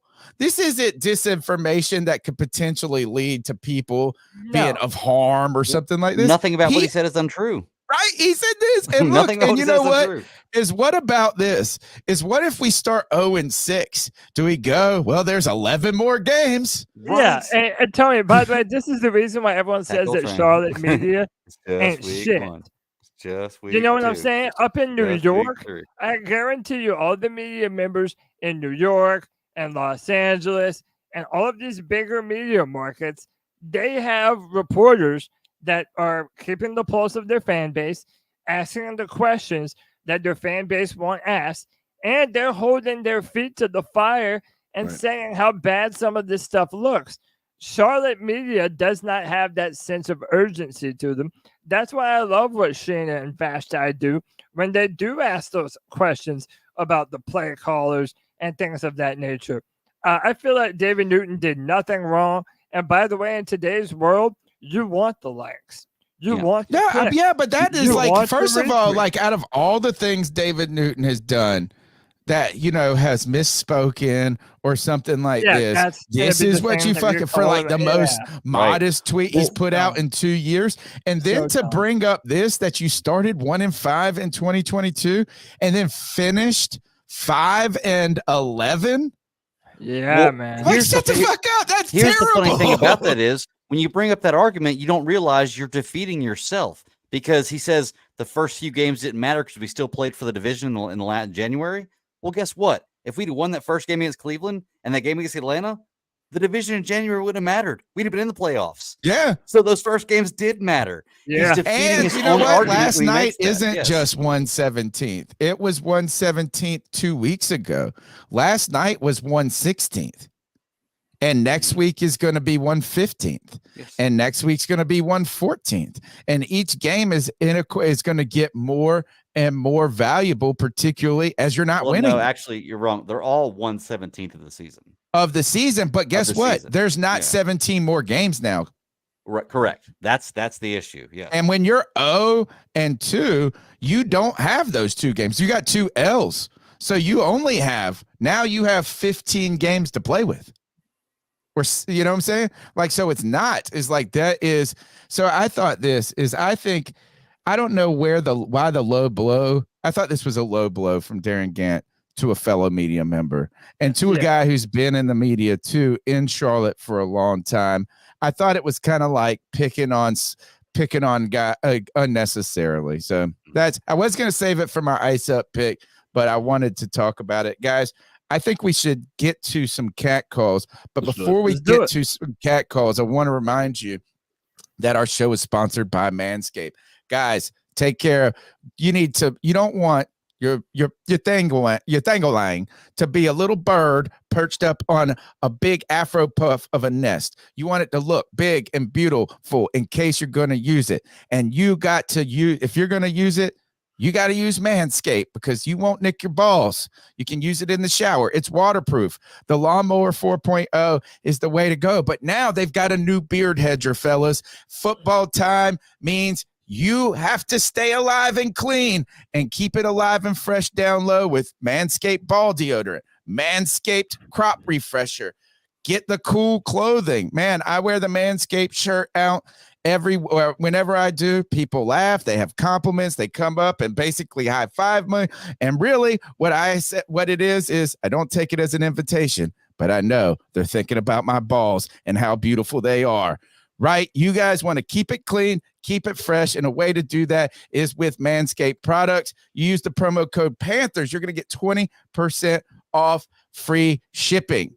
plus free shipping. Don't have a little baby bird perched on a nest. Have a big eagle that soars.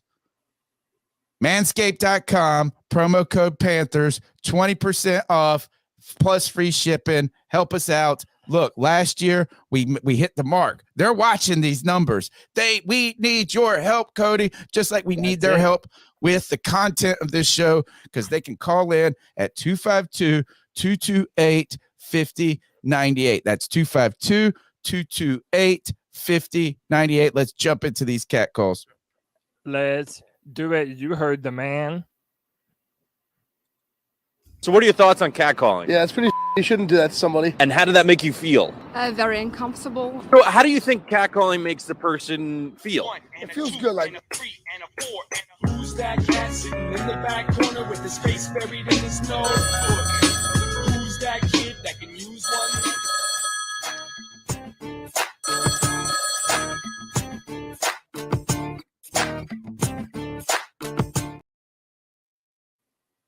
Come on, play. Dang it, every time, man. Doing what you do. I enjoy the spaces that D's and people doing. Rewind. Also, I want to say that I got my Shut the Hell Up shirt with Pinkle, man. I love it. It fits perfectly. Make sure you order one. But I want to call up here. Again. What's going on, C3? This your boy, man, Jay Prey, man. Jay Prey. What up, Jay? My story in the chat. And I just want to shout y'all out real quick for doing what you do. I enjoy the spaces that D's and Pickle doing. Also, I want to say, man, I got my Shut the Hell Up shirt with Pickle, man. I love it. It fits perfectly. Make sure you order one. But I want to call up here specifically, man, for these whining ass fans, man. These whining bitching ass fans, man. We gotta fucking toughen up, man. We acting like we don't have Sam Mills statue at the stadium, man. We gotta toughen the fuck up, man. We keep pounding. We supposed to be representing that shit, man. So quit all that fucking whining. It's okay to have concerns, and we know shit ain't going to how it's supposed to go. It ain't going right now. But we still gotta keep pounding, man. We can't talk that keep pounding shit and don't live it and whine when shit don't go our way, man. Keep fucking pounding, man. You got to believe in these coaches, what they doing. We know this shit ain't going right, but we got a coaching staff that's supposed to know what they're doing. So hopefully they'll get this shit right by the next couple of games or so. But you can't just quit and give up after 2 fucking games, man. Come on, man. Toughen the fuck up, man. Keep pounding. Keep pounding. Shout out to Jay in the chat. My life, my story. Shout out to Jay, man. Hey, I love it when we have fans. Look, there's always a lot of pessimistic Panther fans, but I'm not going to lie. I do love it when we do get the fans that call in and say, bro, everybody take a breath. It's going to be all right. It's been 2 games. Like, you have to have a real level of maturity. From last night, CK. What'd you say? Should we play him Noah's call from last night? Oh, maybe. Noah, man. He had to miss school today. Oh, no. Poor Noah. Shook. He was shook. Poor and usually Noah. He's not. But, yeah, shout out to Jay, man. All right. Next call. What up, guys? It's your boy, Josh from Mass. What up, Josh? Tuesday morning, driving to work. Thoughts on last night's game? I think our biggest issue right now is our offensive line.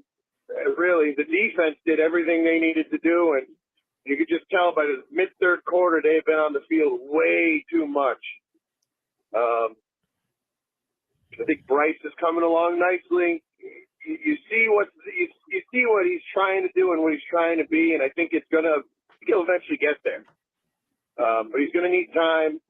We need this line to fucking get it together, man. Whether it's, the new rookie staying at left guard or, just waiting for Corbett to get back so we can really get things situated. Once that line really gels in, I think they'll be fine. I think it'll really help with what's going on in the offense. I think it's why we're seeing the play calling that we're seeing is a lot of underneath stuff, a lot of close looks, just trying to keep things, readily available in a short period of time. It doesn't matter how good your quarterback is. You can't ask him to throw far downfield, in the event of no time. Those plays take time to develop downfield, and it's not going to happen with, mediocre at best protection. The run game also struggled mightily. The run game is where I do take an issue with play calling, because it was just all in the interior gaps. Like, it's not working. Eventually, you got to do something else. I'm not saying go away from the run, but see if you can get maybe they don't have the talent on the offensive line right now, or don't feel confident to run things like pulls and whatnot. It's disappointing to start 0-2, but both games against pretty good teams, I'd say. I think our division's going to be better this year than we were willing to give it credit for, and we were right in the thick of both of them. Last night it was just a couple of offensive miscues. They got the ball in the right end of the field, the short fields a couple times, and just little things. I'm not giving up on this team, and I don't think you should either. It's week 2. We got a long way to go. Keep pounding, Panther fans. Keep pounding. Yeah. Josh from Mass. Thank you, Josh. Thanks Over for the and call. out. Later, Josh. Good to hear from you, man. Love hearing from Josh from Mass. Love that dude. Yeah, Look, he makes some good points. I like the idea of this. There's no giving up. No one's giving up. I think we can be critical of a team and also support them, cheer for them, and believe that they can be better. Sure. Right. So I can be critical of Bryce Young's play, or at least just know it hasn't been great to this point, and still believe he's going to get better from week. That's really what we've been talking about this season being, is we've put the expectation so much on this team where really, if we kind of say, hey, we want to get better from week to week to week, if we would have started that as our expectation for this season instead of winning the division out the gate, making the playoffs, which I don't think is wrong to say that it's possible or potential. But if we say, hey, next week we want Bryce Young to get better, next week we want to do these things, then I think it's an easier measurement of success from week to week. I do believe that I don't think he's displayed red flags to where I don't think he can be a successful quarterback in this league. I'd like to see them put him under center more. I don't think it's him. I don't think he's unable to do that. I think it actually would be a little problematic for the defense, a little bit harder to read his eyes and where he's looking at sometimes, maybe.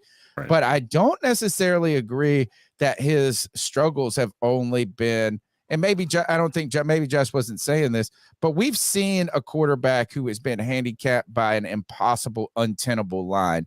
And while this line has not been perfect by any stretch, they have not been horrible either. There have been opportunities where some people were talking about this today, is that Bryce, one of his issues at Alabama, and some of it looks like here, he's holding on to the ball too long. Well, if you're holding on to the ball too long, that means you also have some measurement of time to actually hold it.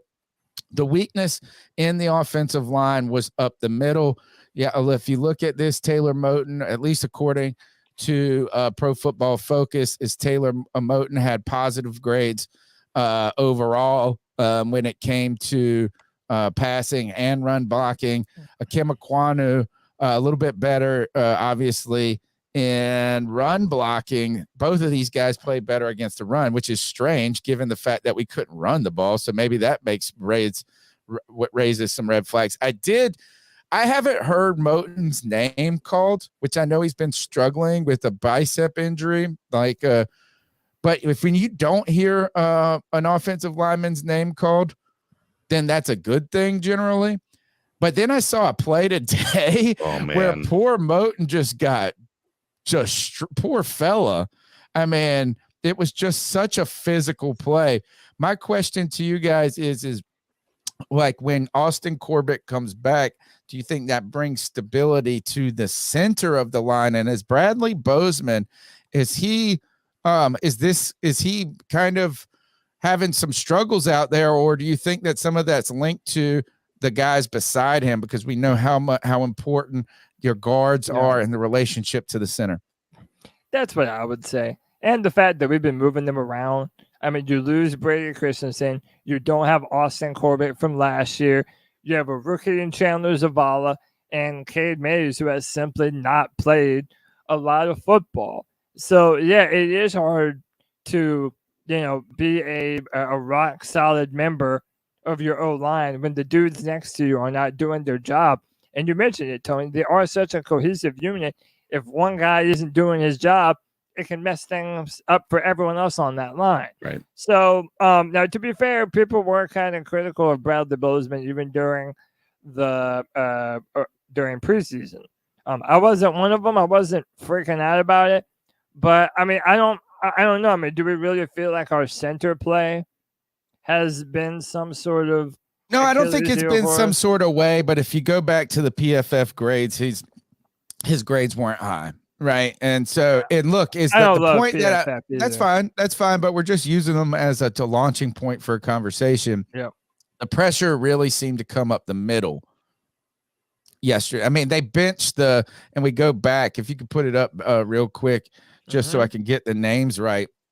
The kind of strange thing we talked about is that they moved Chandler to Zavala to the left side after he had some success at the right. And they said that they wouldn't. They right. Thomas Brown literally said they wanted to keep him at right guard for that consistency because he was doing well. Right, there. right. And that was a surprise. And look who's at the very bottom of the list.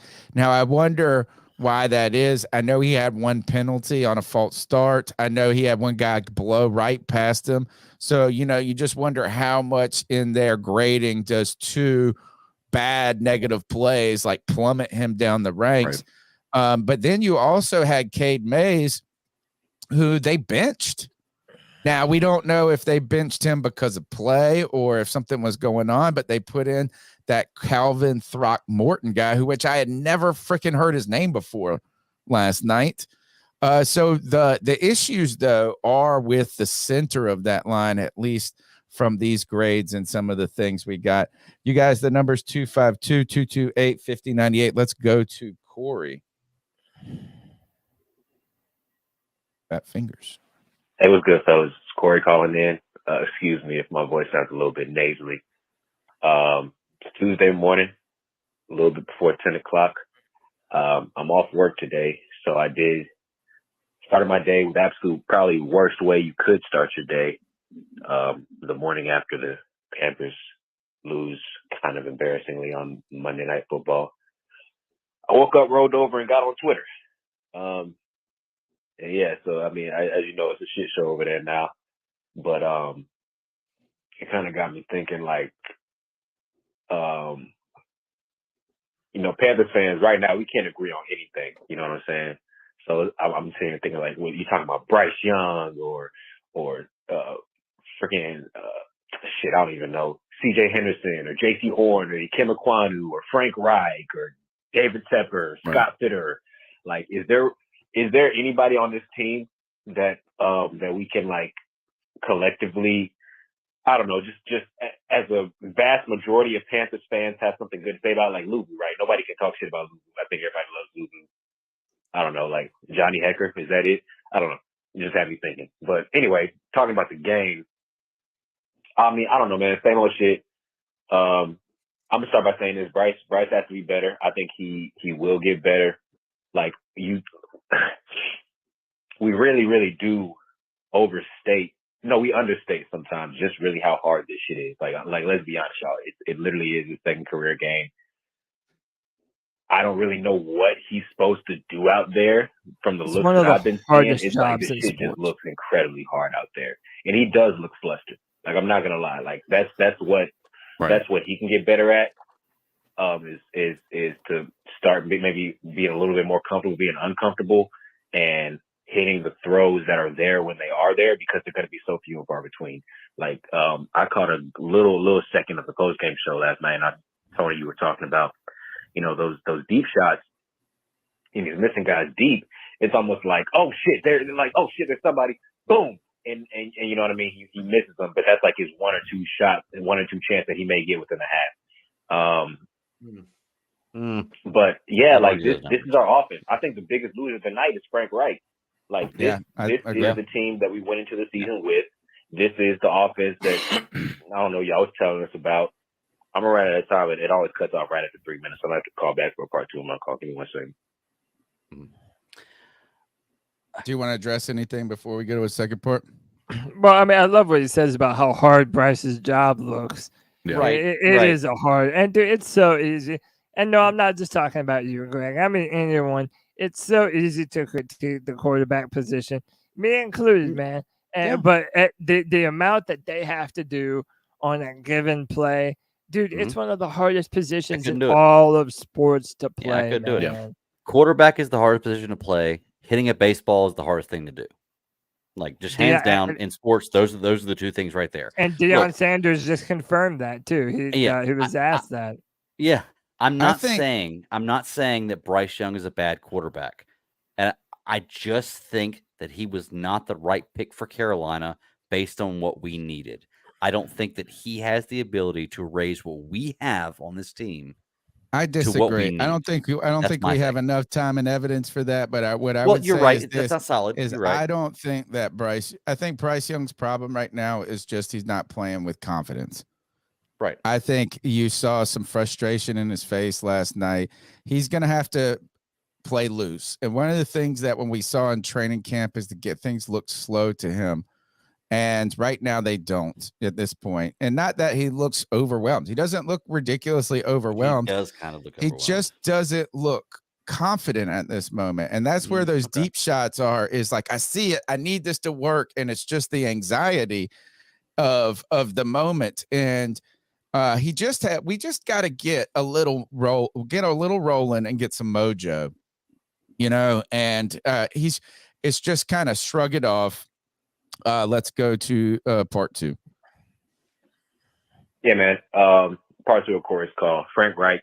I mean, is not a great look for him at the end of tonight. Still, he's at the press conference. He seemed unrelenting and wanting to give up any of the play calling duties. And I played high school football. I didn't play any like real high level football. I'm not one of these guys who pretends to know about NFL offensive schemes and how to get guys open when you're like a little bit devoid of talent and all this different stuff. But it's like when you're watching something bad, you're watching something bad. When you watch something that is not up to par, you can tell it's not up to par, right? And that's what we've seen for the last 2 weeks of this offense. And the fact of the matter is, I said it last week, I don't know how it's going to change. I don't know what's going to happen with this weapon group where the big plays are going to come from. I think Bryce is going to start to look a little bit more comfortable. And that's the thing. Even in this past game, he did show things that are that you can take home and be like, all right, like this is exciting. This is it. This is that. But yeah, man, like it literally, like I understand how it is when you're watching your team and it's frustrating and they can't get nothing done and it looks like the same team you've seen for the last couple of years. But I mean, there really is like. For someone to like give up on Bryce or just say that he can't be the guy after 2 games. I mean, it just doesn't make sense, right? Especially, I don't know how you're supposed to fairly evaluate him when this kind of offense. And that's the thing is like this debate and this discussion is going to go on for the entire season unless Bryce does just start coming out and just looks like fucking Houdini out there and you can just tell he's clearly doing shit on his own. But you're not going to be able to fairly evaluate him with these weapons and these offensive calls. Right. The kind of quarterback he is. I said it last week, like he's not the quarterback that is necessarily going to put these guys on his back. And right. And I said this earlier. Like, it's going to look better as the season progresses, but it's not going to be so much better that we're going to be like, oh yeah, like from the expectations that a lot of people had going into the season, it's just not going to be that. It's going to be a long season, y'all. We're going to take our bumps, we're going to take our bruises, but I mean that's when you trade all your asses for a number 1 pick. Hopefully, you just expect that he can be the guy years down the line. But anyway. Shout out to Shaq Thompson, man. He may be out for the year. I've always liked the guy. I know he's a little bit, he can be a little polarizing player in Panthers Nation, but it's like, I mean, when you look at things objectively, he came in, was the guy after Luke abruptly retired, and he's had his best few years career stretch just playing wise. He's not a superstar. He's not an elite talent, but he's a solid, consistent force at linebacker. Hopefully he can come in and get some good plays in. But I don't know, man. Greg, do you have something to say in response to that? I did because I wanted to ask Cody there in the call. Great call, but I wanted to ask him. Appreciate you, Corey. Yeah, definitely. I think the caller said that Bryce is not the kind of guy who's going to lift these players up. And Cody, you cheered, yes, that's what you've been saying. No, but haven't y'all been saying that Bryce is the guy that can do this? Yes. You're not. No, yeah, you misunderstood me the first I'm time. Go pull tape. Do you misunderstanding want me to pull me tape? now. I'll pull tape. What? I'll No, pull tape. you're not. You're still not hearing what I'm. You're still not hearing what I'm saying. What I'm saying is okay. When you have a Justin Fields, right? Like that guy can run past any player on the field, right? But ask the Chicago Bears fans what kind of passer he is, right? So Justin from Fields. The chart you showed me, hold on. From the chart you showed me, he's the fourth best passer in the NFL. Justin Fields and Anthony Richardson. Fourth best passer in the NFL. Justin Fields and Anthony Richardson have the ability to is use not their the fourth legs. best passer in the Yeah, NFL. With the chart he showed us earlier, with the chart Cody showed us earlier, to try to say Bryce had the worst position. Look, no, what I'm saying is if you are a dynamic runner, you are going to have options to move the football that you're not going to have if you're just dependent upon your wide receivers. He's not a dynamic player. Why is this helping your argument? No, that is not what we're arguing, Greg. We're saying is this helping your argument? If you're a pocket passer, then you're going to be dependent upon the receivers around you. By the way, that was always true for Tom Brady. That was always true for Peyton Manning. That was always true for Drew. Way over here on the right, fourth from the bottom. That's a horrible spot to be in. That's the worst spot to be. That means you have the most. That means you throw more passes to open wide receivers and miss more. Yeah. Yeah, that's bad. Because Greg, go look at his tape. It's terrible. Okay. And this is a guy that I wanted. By the way, Greg, hold on, no, Greg. You notice Anthony Richardson not far behind him either. And guess what? They both have better stats. It doesn't matter. They have better weapons. Greg, I do think, Greg, just take a win. You were right with this by saying this, is don't let him off the hook for saying he's a guy that could elevate players. Right. In fact, you that's said why that. You we're made a that little argument. You said he was that guy. Look, I think that people are just, man, we were so sometimes Cody, they have to be able to do their job to an extent.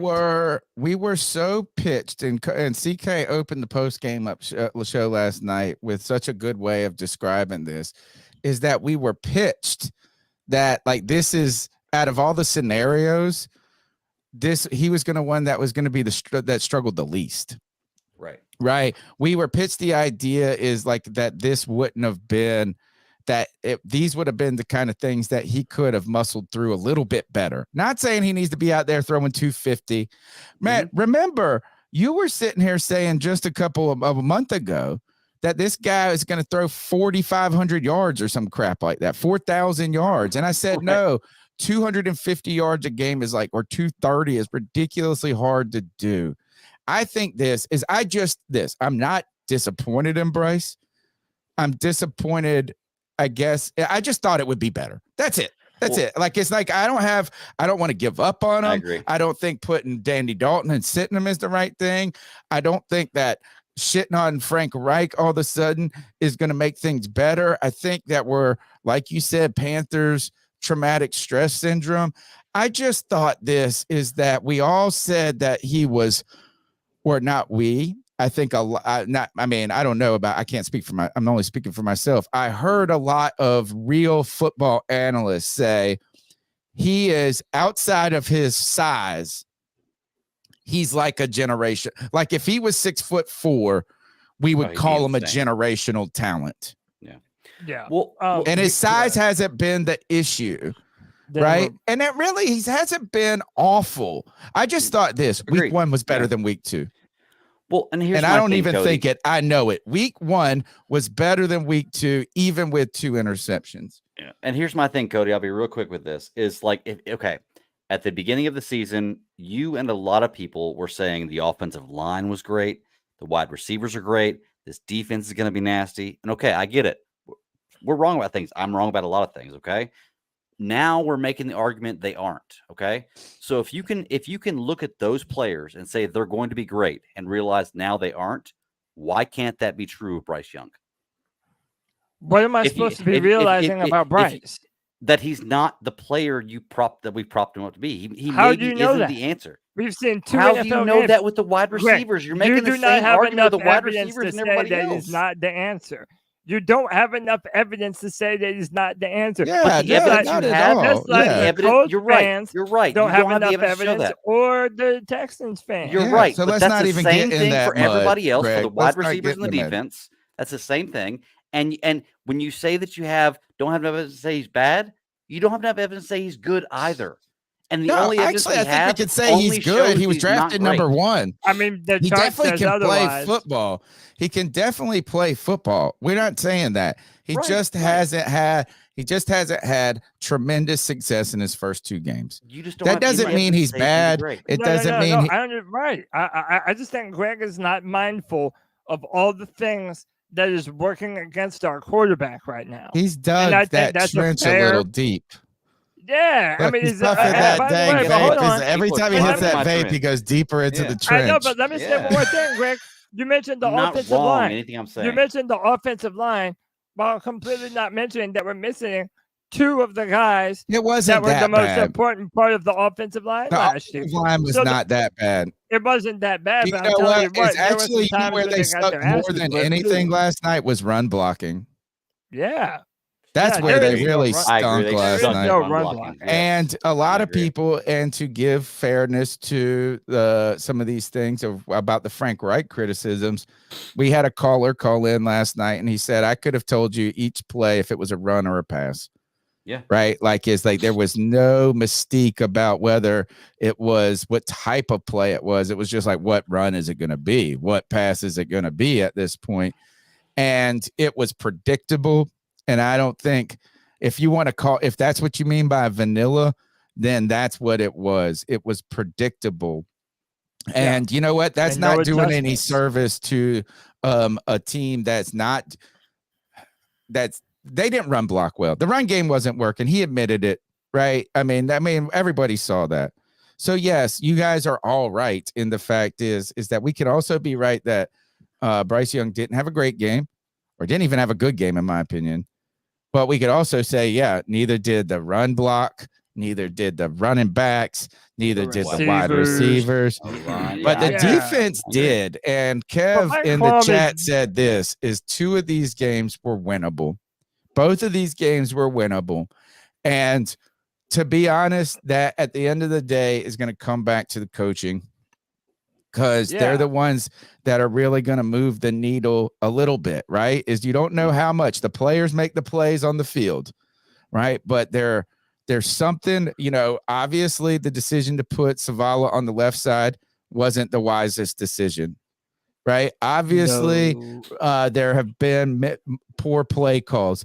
Obvious, right? Is that if there is anything, is that we just have to, if we're going to be critical of the wide receivers, we're going to be critical of the offensive line. If we're going to be critical of Bryce Young, we have to also be critical of Frank Reich and his staff outside of the defense, because the defense has kept us in games nonstop, and we got to be able to put up. I thought the days were over of us fighting to put up more than 15 points. Oh no, not at all. Not right, over but at they're all. gonna get it. Let's go to Jay Anderson. But hold on, hold on. We had Frank Reich. If things don't change, and I told you this a week or 2 ago, this drum for Thomas Brown to be the play caller, it's not going to slow down. It's not slowing down anytime soon, dude.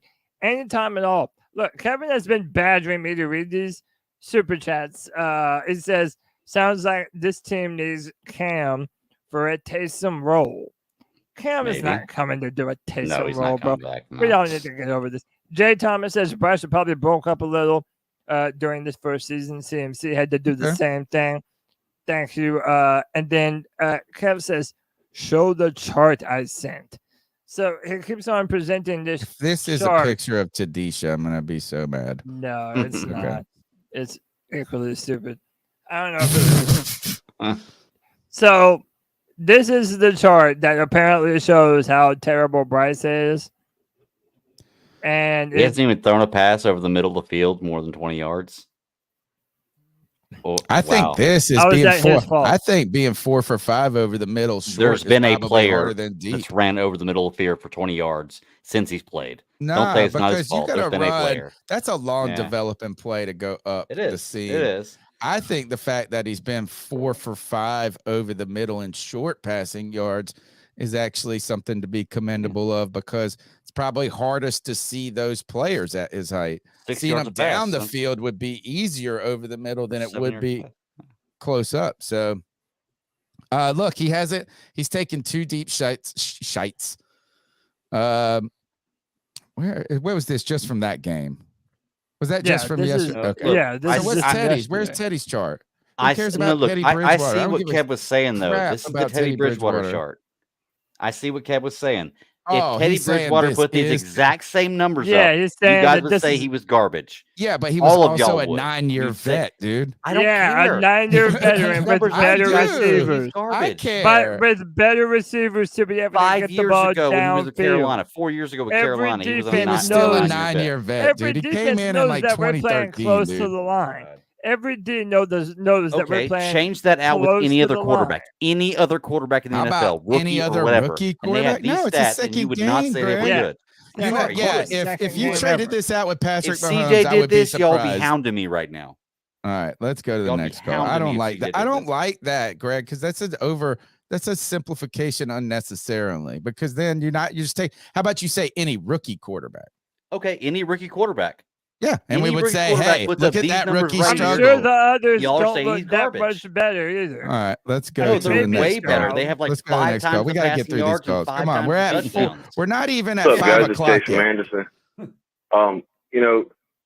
Thinking about what's wrong with the offense, is it Bryce? Is it the scheme? Is it the play calling? Is it the personnel? I think it's a combination of all of it. It's a mess. I felt like last week it was just, we're just missing that dog. It was missing something. I think it's just a bad combination of all of the above. And we don't have a first round pick next year. Brian Burns was a non-factor except for the 5-yard penalty he got last night. It's just bad. I think it was just a bad team. A not great roster. We got maybe a handful of good players, no elite players. You got to have a couple elite players to be something. And unfortunately, the way I see it, I think in 2025, after the 2024 season, I think Fitterer is gone. I think this coaching staff's gone. I think it gets blown up and start over again in 2025. I really do. God. Maybe you're right, though. How long When till you get a David chance, I Tepper want y'all to says you look got to at the make amount Thomas of free Brown agents make the play that's calls? coming on the books after this season. How many Panther players will be free agents after this season?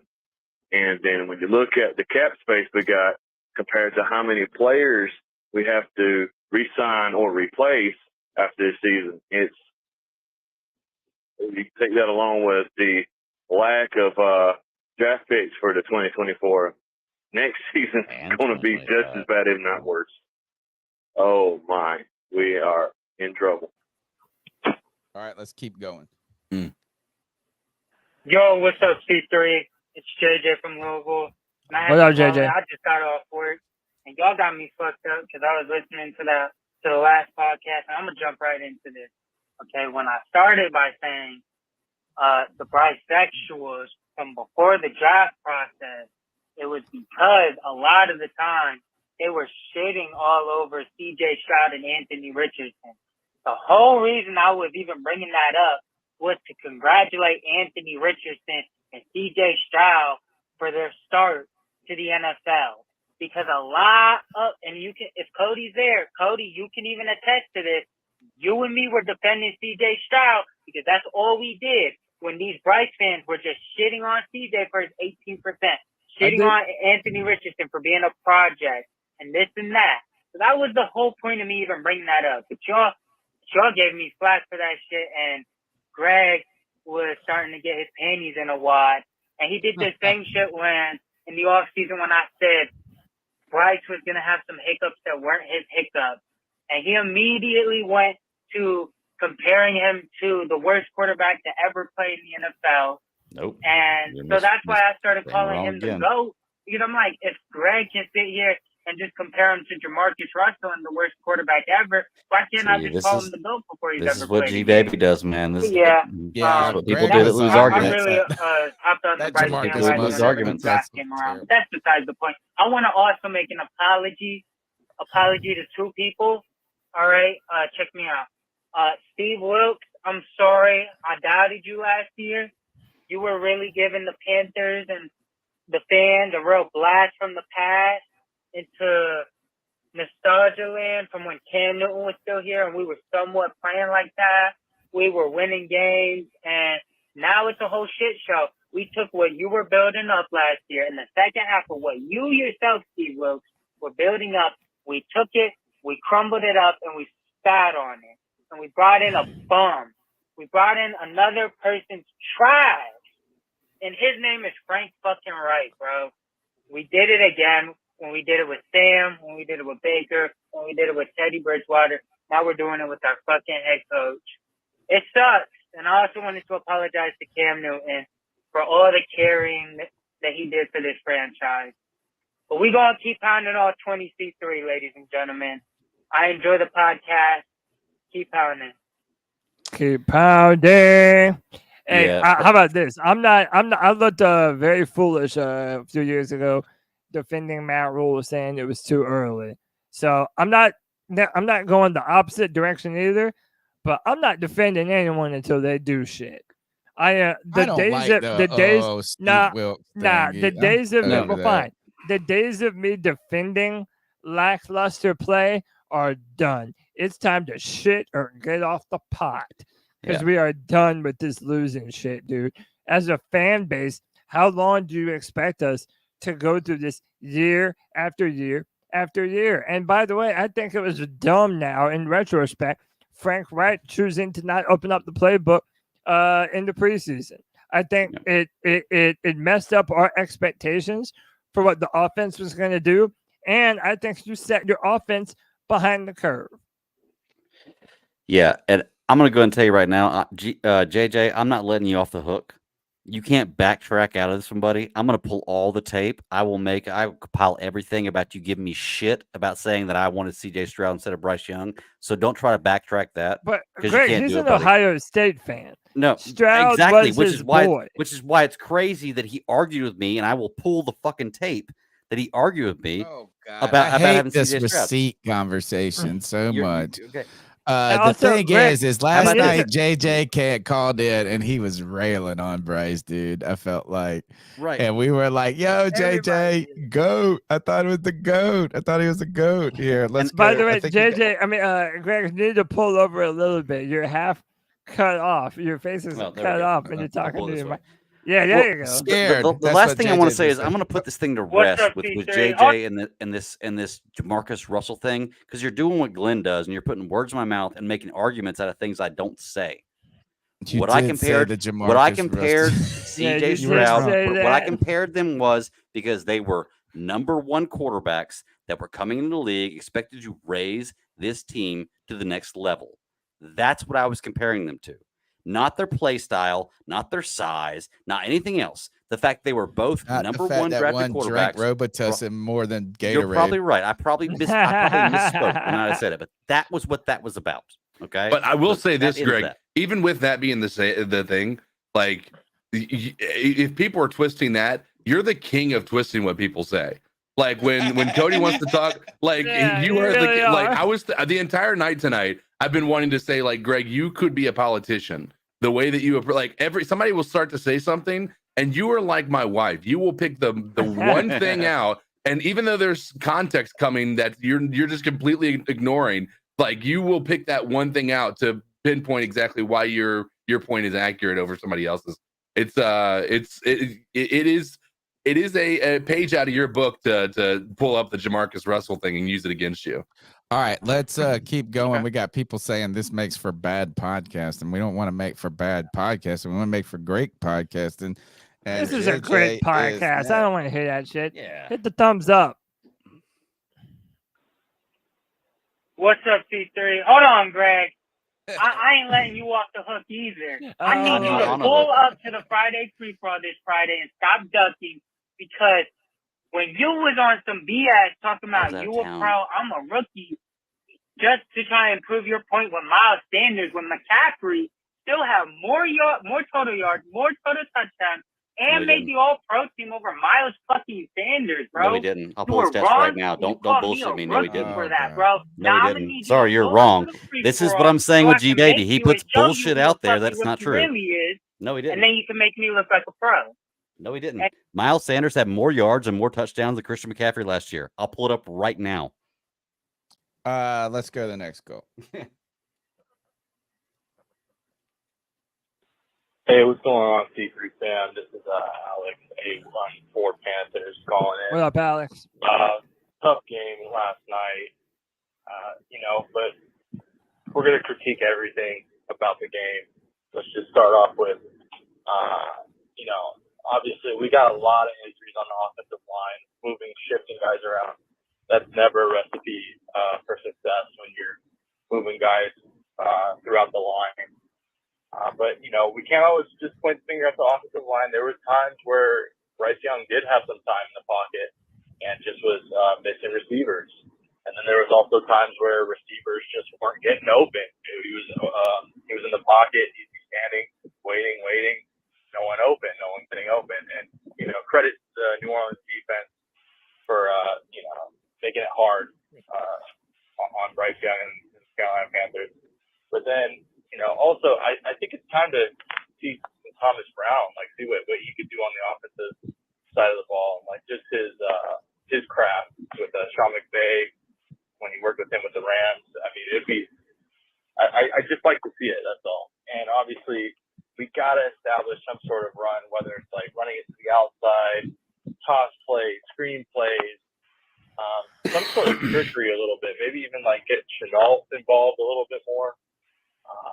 But yeah. Other than that, defense looks great. Sad to see Shaq be out this season, but we got other guys to step up. But yeah, all right, fellas, keep pounding. Two things I want to talk about real quick. I was high on the Miles Sanders train. I thought he was going to get a lot more work. I thought he was going to be a 3-down back. I thought all of a sudden that we were going to, again, I should never pick Panther players in fantasy football ever. I don't think he's looked fast. I wonder if the groins still bother him a little bit.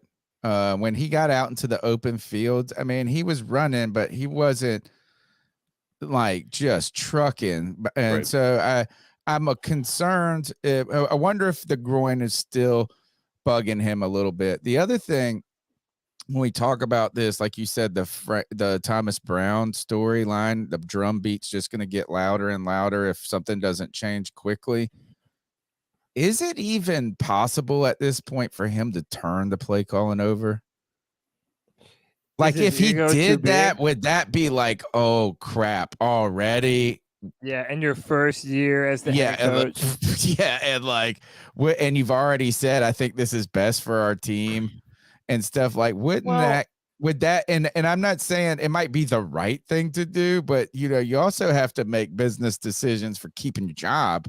Yeah, I understand that, but at the same time, I think as a coach, over everything, your obligation is to the betterment of your football team. And a lot of people, I forget who I was listening to, but they were talking about how hard it is to call plays during the game and to be the head coach. You're micromanaging so many different things that a lot of times it is in the best interest of the teams and the players and even of yourself to give the play calling duties to someone else.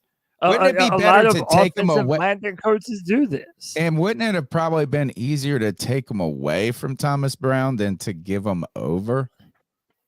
So imagine if you started the season and you were we're 5 games in, you getting the same result, and you go, you know what? I think we're going to have a more collaborative relationship with me being the lead. Yeah. So, all right, let's go. No, that's a great point. Let's go to the next call. What's going on, C3 Nation? This is your boy Jay Anderson hitting you up. What's up, Jay?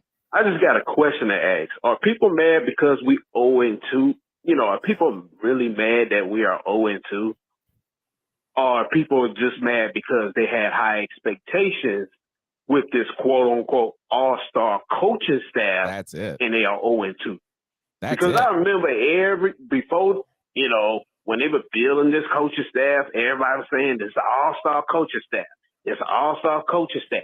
And I probably remember then probably one of the 5% or 2% that said, pump your brakes. Y'all got to let this play out. Y'all got to let this play out. We got to actually see how this coaching staff works before you start calling them an all-star coaching staff. You don't tag that name to a coaching staff that hasn't worked together and the game has not been played.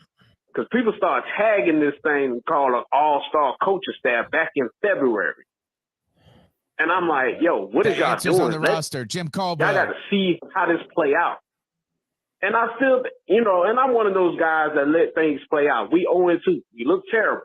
It's a terrible 0-2. I have seen teams that had a new coaching staff, and some look terrible, and you have some that look good being 0-2. I give you an example.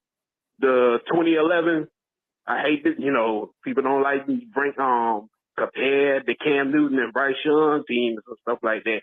But 2011, we went 0-2. But due to those two losses, we look good. There were some promises. I have not seen any promises these 0-2. Now, this is still week 2. We'll see how this a marathon, not a sprint. So we'll see how things groom up. But I say this, that they should have looked better, these last 2 weeks. At least give us something to make us say, yo, we ain't there yet, but dog, we look something promising. If we can tweak this, tweak that a little bit, they don't look good. They don't look good.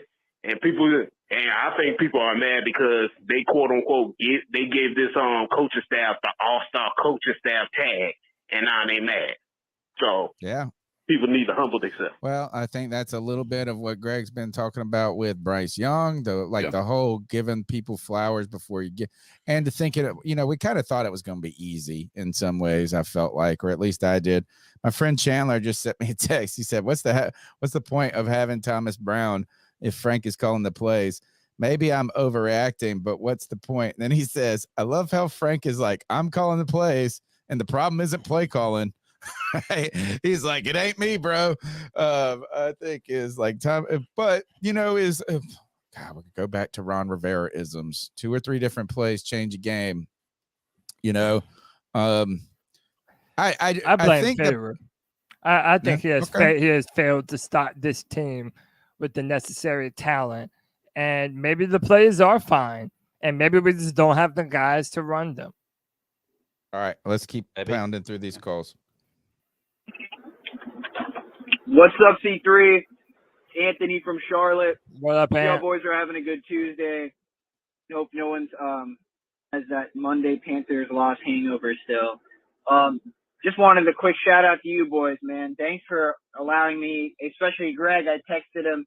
Thanks for allowing me to come on the podcast, man. That was a really awesome little experience. I love talking with y'all, and it was an honor for sure. Cody, I hope you're doing good. I'll see you soon in person, brother. We'll plan something out. Anyways, absolutely. On to the actual game and thoughts. I think I gave most of my thoughts last night via my cat call and via on the show. I really do want to talk about this coaching staff. Listen, I know it's early, and I just think that I was thinking about this. I don't blame the fans for being super optimistic about this team because this is honestly what we were sold.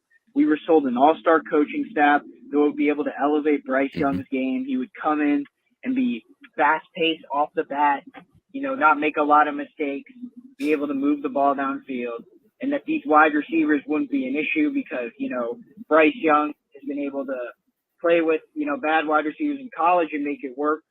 And I overestimated that a little bit. I knew these receivers weren't good. I also think that the NFL transition is harder than a lot of people think. I think it does. I mean, good coaching. Listen, as much as I love Cam Newton, I made this very clear. He's my favorite Panther of all time. He did have a lot of help his rookie season. I mean, Chad, the coordinator that was there, knew exactly what to do with him. They let him fly. They let him off loose right off the gate with the weapons he had. Rookie quarterbacks need help. I think a prime example is Trevor Lawrence. Now, I'm not saying this coaching staff is as bad as what Urban Meyer and he had to deal with, but Trevor Lawrence was a generational prospect coming out of Clemson. He had a terrible rookie season, only threw for like 12 touchdowns, 17 picks. I remember a lot of people were calling him bust, including Greg. I just think it's going to take time. You know, Bryce, we traded for him. He's going to be here for at least 3 seasons. I know he's been playing bad, but I want this coaching staff to prove to me why they were hired. What makes them so special? I want to see what Thomas Brown can do and be innovative with this offense. I don't see it with Frank Reich. I'm sorry. I think the reasons of why he got fired in Indy are the same reasons of why he's not coaching good right now. I know Bryce played bad. There's a lot to clean up. But you can't just all put it on him. I know he's missed some throws. I just think they're not gelling. They're not on the same page. Right. And what is our offensive identity? That's what it comes down to. You know, the Falcons know. He's got a little bit more. What's up, C3? It's Anthony from Charlotte. I just wanted to say that going up what I said before, like they have an identity. Like we just haven't found that identity yet. And I think the thing is that Trevor Lawrence is a prime example of this. I already said it, but everyone was calling him a bust. They put so much on his plate because he was such a great prospect, kind of like Bryce, where that they're just like, okay, go be Superman. Like that was the thing with Christian McCaffrey. That's why he got overused here. It's the same thing with Cam. That's why he had injuries eventually, and he couldn't get over the hump because they're asking to do too much. This is a team sport. So if the team isn't going to be willing to actually get him a competent weapon, like a T. Higgins or someone serious like a DeAndre Hopkins, then don't expect when he can't carry the whole team by himself. He's just a rookie. Now, if this is year 5 or year 6 and he's not playing good, that's a different conversation. But this is year 1, and we need to get Bryce help. I know we didn't play good, but that's the truth. Anthony from Charlotte, keep motherfucking pound. Thanks for your call. Let's keep rocking. Appreciate you, Anthony. C3 Panther family, Panther Billy here. What's up, Billy? Y'all got to chill out on all the hate towards our boy Bryce. Like, he's a rookie. You look at the number 1 overall picks in the past, Trevor Lawrence, Joe Burrow, Kyler Murray. Like, all these guys struggled their first years in the league. It's going to take a little time. This is his 2nd game. The guy needs some help. He needs some help on the line. He needs some offensive weapon help. I can't wait till we go out and get like a T. Higgins next year to really see what this guy will do. Why we're not using LaVisca Chenault more, and why we got DJ Chark standing on the line on the sideline is beyond me, but I'm not the coach. I do believe that we should probably turn things over to Thomas Brown and let him do the play calling. Let me know what y'all think. Y'all have a good night. Everybody like, subscribe, and keep motherfucking pounding. Love it. Pounding. Free Panther Billy out. Thank you. Good call. Good call, Billy. It's a good question. I think it's tough to turn the reins over right now at this point. And yes, Jay Thomas, this is my stress ball. Hey guys, it's Chuck from Elizabeth City, aka What's up, Chuck? Guy. I know I haven't checked in as much, and I've kept up with you guys, been watching you just at weird times, and haven't been able to call, but been watching the games, keeping up. And I got a lot on my mind and a lot I got to say. I'm going to try to keep it as brief as I can. I just see a lot of people, man, have lost interest. A lot of people now, I wouldn't say we already know the bandwagon jumpers and how people are, but as diehards, we stick with it. But there's been something ever since Ron was here and the Gettleman-Hurney switch fiasco, and between Richardson leaving and Tepper coming in, And it seems like, when we knew that Rivera needed to go. And then Federer comes in and it looked like it was a good fit. But there's a reason why that one guy from the Colts didn't take the job as a GM because of rule. The reason why Luke Kuechly retired early, even though he had concussions, because of rule. We get Rule. He's got a good talking game. He was a snake oil salesman. We finally get rid of him, and things look promising. Last year, the assistant coach moved on to San Fran now and did a good job. But Steve Wilkes, but we needed to make a change.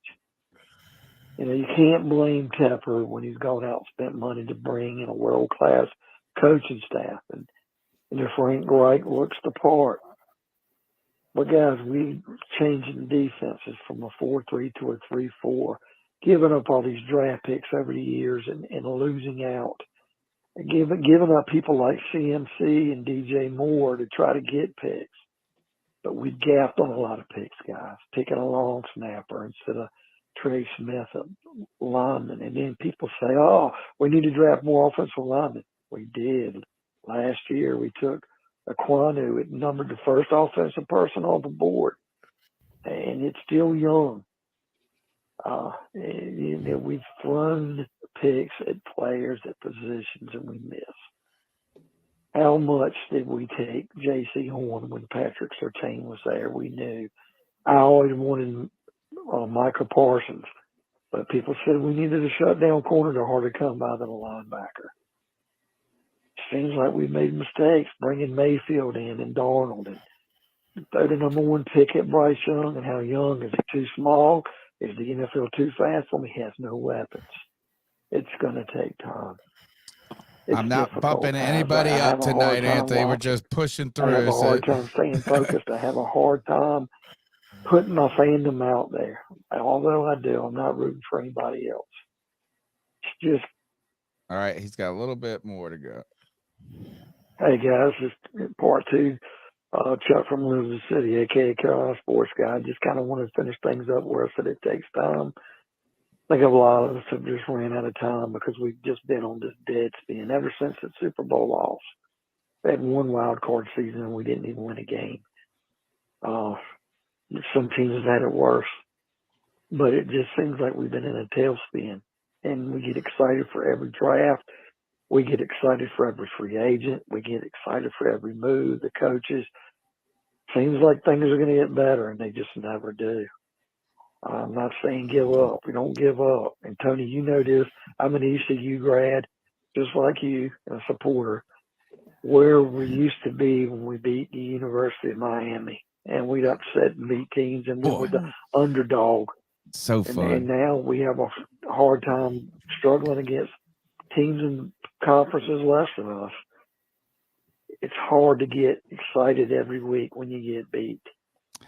But yeah, all PTSD. we can do is hang in. It just seems to me that this losing takes a toll, and we become the Chicago Cubs of the NFL. It's sad. I think we're scared we're becoming the Browns or the Bears. Guys, we'll get better, but it just might not get better for a while. It's the dejecting, man. Growing pains and deal with it. I mean, got to draft smarter. Got to bring in the right free agents. We do need to play Brian Burns. We do need some elite talent instead of shipping away for draft picks that might not pan out. Well, that's my rant, guys. Keep doing what you do, Cody, BK, Tony, all you guys. Thanks, man. It's Love great y'all. to hear from you again, Chuck. Appreciate you, Chuck. Oh, yeah. Yeah, you muted yourself. Yeah, Okay, I have no. to screen this next call. I can tell. Let me just make sure you guys. I know. I mean, one, shout out to Chuck. Happy to hear from you.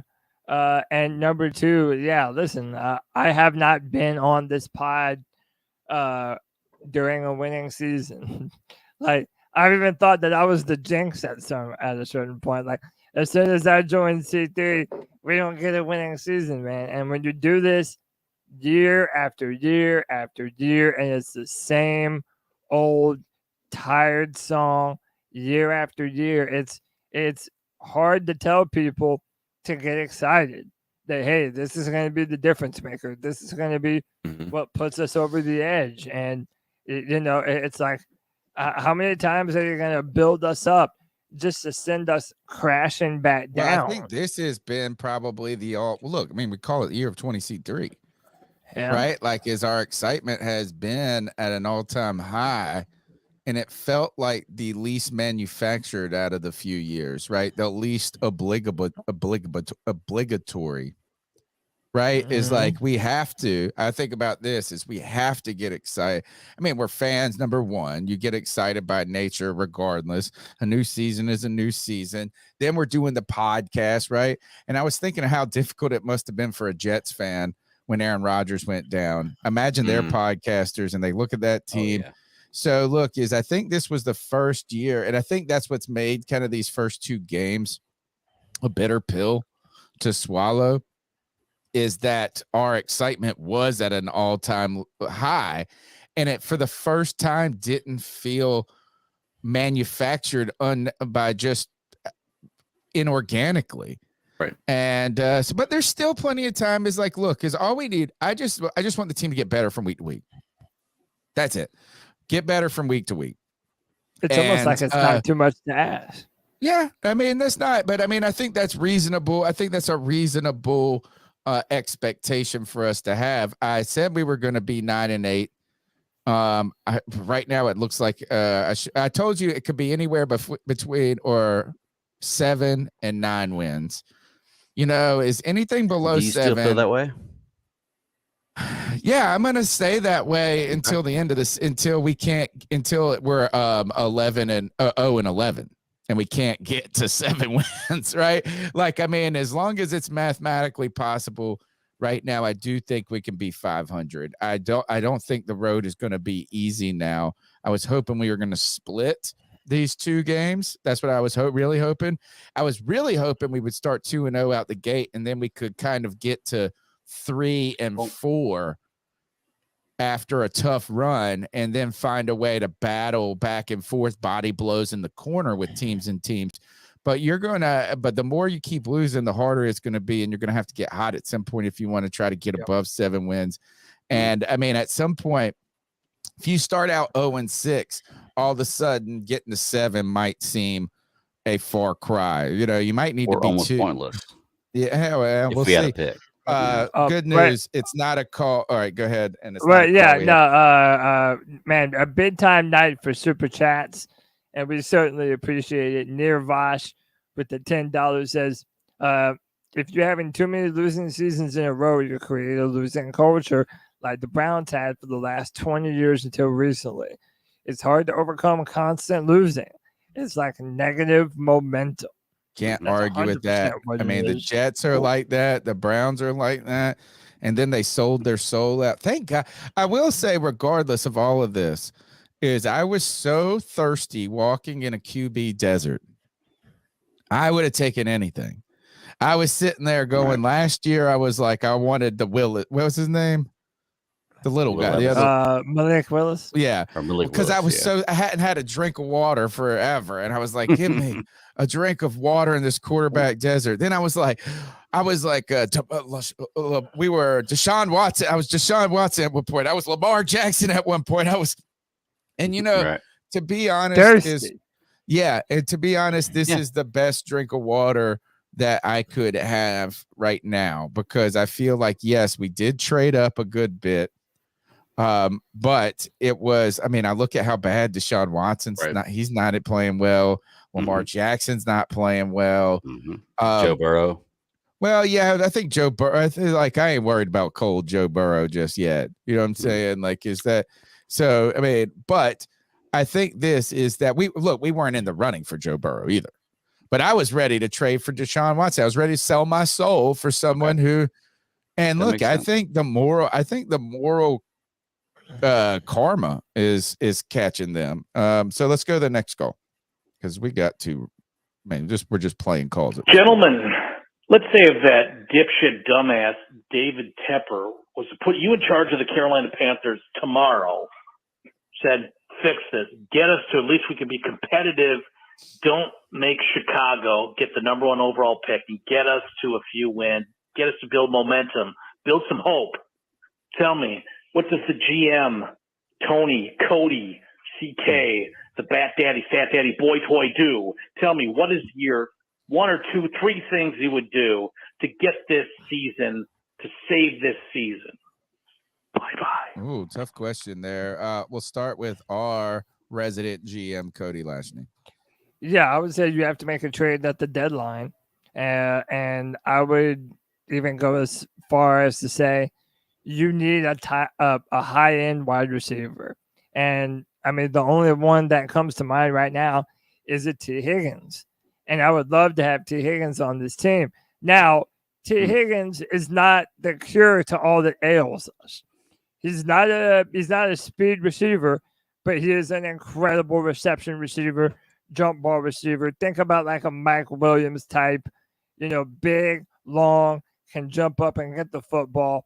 And I'm a Clemson fan, man. I would love to pull for T on this team. But they're going to have to do it because let me tell you, this wide receiver core is not built to last. I'm telling you, it just isn't. I have been saying, listen, I wanted so bad to be excited for Jonathan Mingo. Jonathan Mingo has been very disappointing, if I'm being honest. Go ahead, Greg. Oh, okay. Well, I was going to say, I actually agree. I don't think there's one thing you can do to fix this team to make them not a top 3 to 5 pick. To be honest with you, I don't. Well, but we if you're don't going to have make a one. move, if you're going to make a big splash move, I agree with Cody. I think you go wide receiver, but I'm going Smith from Philly. I think that T. Higgins, Smith, and Waddle are the three best number 2 wide receivers in the NFL, and I think they're all 3 number 1 wide receivers. I'm taking Smith from Philly. I like that. I literally said that name to Anthony earlier. He called me. I love him as a player, though. Yes. Mine is going to be more philosophical. I know this is meant to be like quick hitters. They're not playing this game. They're not running routes that indicate to me, like when you see a team's playing against the Panthers, how often those crosser routes are wide open. I think you've got to get Bryce's confidence back. You've got to play. You've got to call plays that are going to play into his strength. And that's going to be getting those short intermediate completions so that he can kind of get that momentum moving in the right direction. Right now, you're at a risk of doing damage to his psyche, right? The longer we put him in a position where he's performing underwhelmingly and he's having to take the brunt of the negativity, I think that's you're going to create a really difficult. It's like when a kicker goes bad, right? A kicker goes bad, you're done, right? There's not much you can do to recover from that for the most part.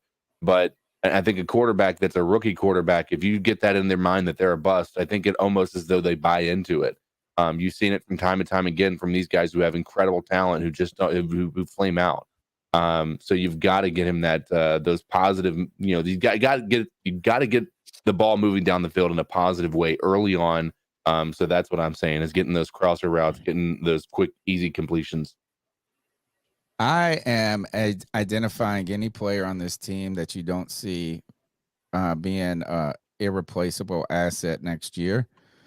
I think Jeremy Chin, I want to put this up. His look is Jeremy Chin has become a part-time player. And even though he had a great game in the beginning, as soon as they went into passing sets and their running back got hurt, they put in more cornerbacks. So, look, Jeremy Chin is in a contract year.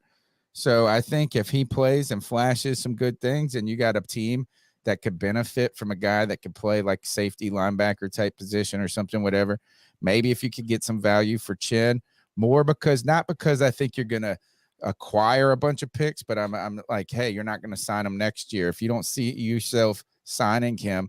And I think my other move is trying to hopefully Dante Jackson stays healthy for 4 or 5 games straight. And I would almost trade all of these corners away and just be okay with nobody. And what I mean by that is I would try to pile up money. We're scheduled to have a lot of free agent money already, salary cap money next year. So what I would just try to do is shed any contract that potentially that you don't think the player is going to fit for you for the foreseeable future. So you can get Luvu and some other guys. And then next year, I would get aggressive in free agency, and I would go and get a top tier offensive lineman, whether that's paying a guard big time money, whether that's paying a wide receiver, or going and getting a more proven cornerback to hopefully pair, and a healthier cornerback to pair with maybe potentially a JC Horn that could one day play.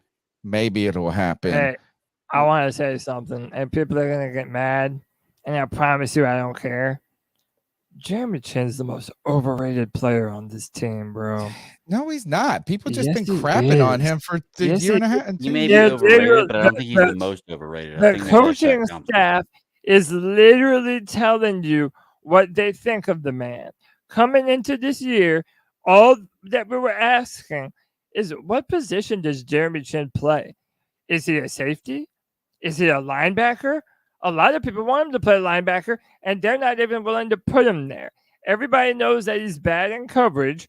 It's like, to everybody that's like, oh, no, we can't trade Jeremy Chin, or oh, don't pay. Well, if he's Brian bad, well, Burns you're not going to be able to because you trade have him. to have money for Jeremy Chin. It is insanity. It's insanity, man. He's a great guy. He's fast as hell, but he's not a top tier anything. It My just mom, isn't. my mom's still in the chat. She said, "My suggestion: invite Bryce on your podcast." Done, It's a Mom. great suggestion. Done. It's a No, great he'll hate me. suggestion. What Are the you problem kidding me? is getting hate him to me. come on the podcast. Yeah. He won't come on the podcast because there's a horseman on this. Yeah, he'll hate me. And I don't hate Bryce Young. I don't. I think he's a good quarterback, but he'll hate me because No, I he just don't. won't. I just He will want be to the see. nicest guy. He'll win you over. And probably he'll be will. like, Yeah, "You're you're probably right, Greg. Is that look? It's okay to have doubts in me, and it's okay. I understand that. know, Those are all you know, well founded." That's how he answers knows those in there. questions. He's phenomenal. You know, He's you know, phenomenal. he, You know, he is. you know, He's you know? very good with that. I agree with that. All right, let's go to the next call. What's up, C3? Tyler here. Hope you guys are doing well. It is a Blues evening. The Panthers are not off to a good start, and it's not looking good. The defense looks phenomenal. The defense looks better than I thought it would be. The offense is looking worse than I thought it would be. Knew it would be rough at the beginning with new coach, new system, new quarterback, new players, but didn't expect it to be this bad. I think there's enough blame to go around for everybody. I think a big part of it is playmakers around Bryce. Another part of it is the play calling. And then Bryce has made some mistakes too. But I don't think you can put it on just the play calling or just the receivers. I think it's a collection of things.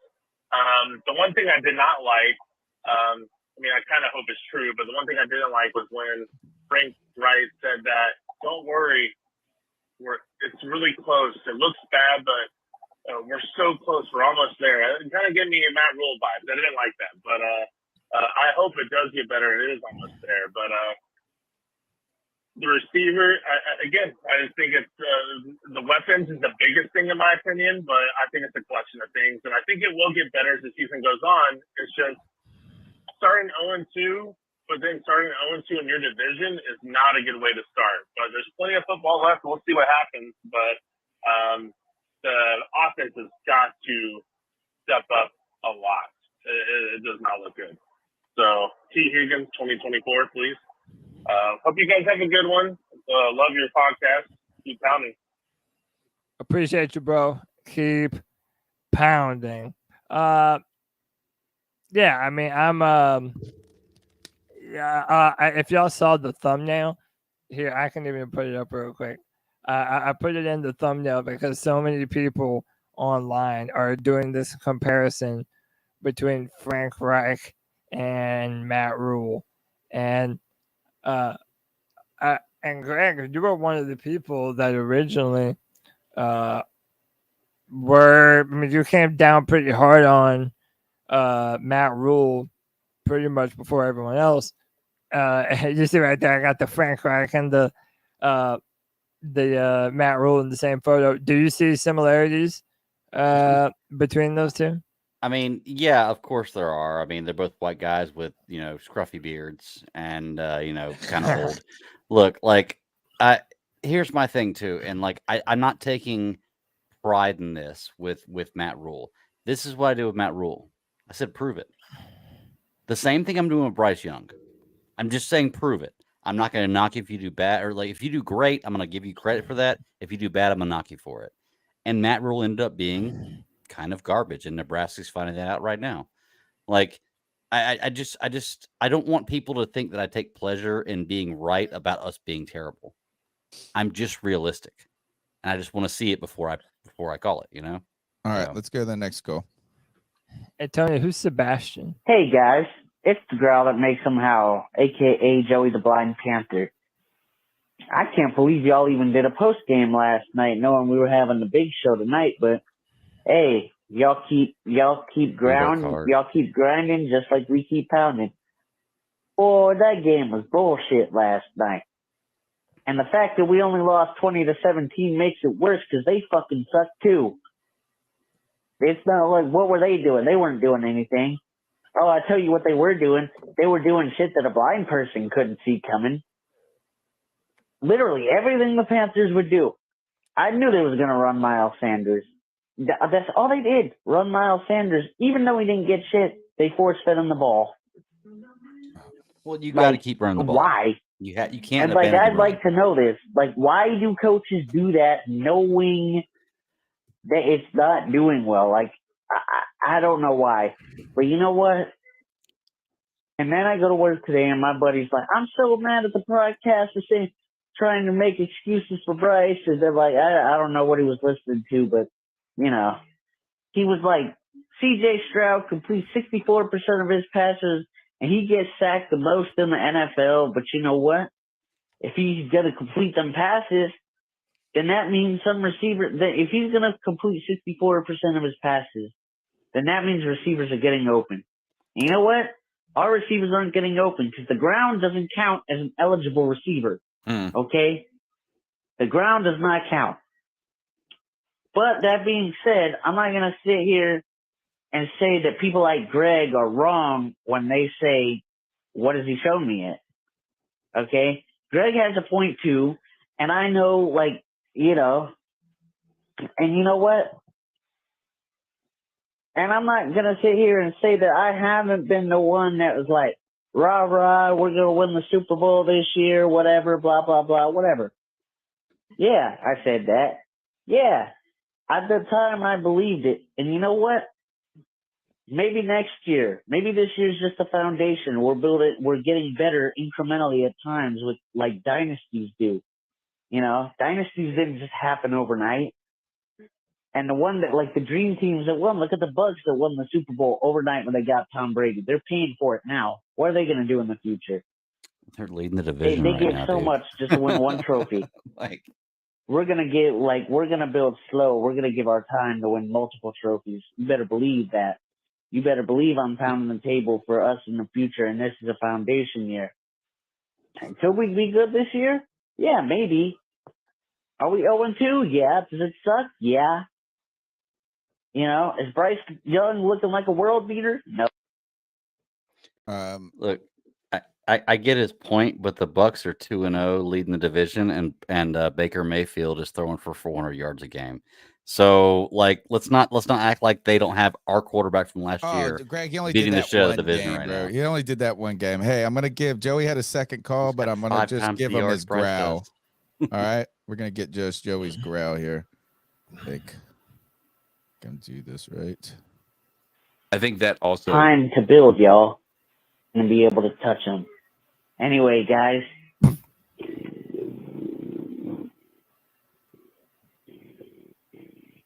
Wow. Nice. I think the Tampa Bay situation with Baker also leads to kind of gives way to the conversation about how important wide receivers really are. Good point. Yeah, good point. Good point. Hey, it's White Chalk Express. All What right, up? let's get to it. You know, Cody said that the game was live. You know, it was a great crowd. To be honest, I went to week 1 opener versus Atlanta. I went to the Kevin opener just in loves Monday to Night shit Football. on the Panthers. The Atlanta crowd was a lot better.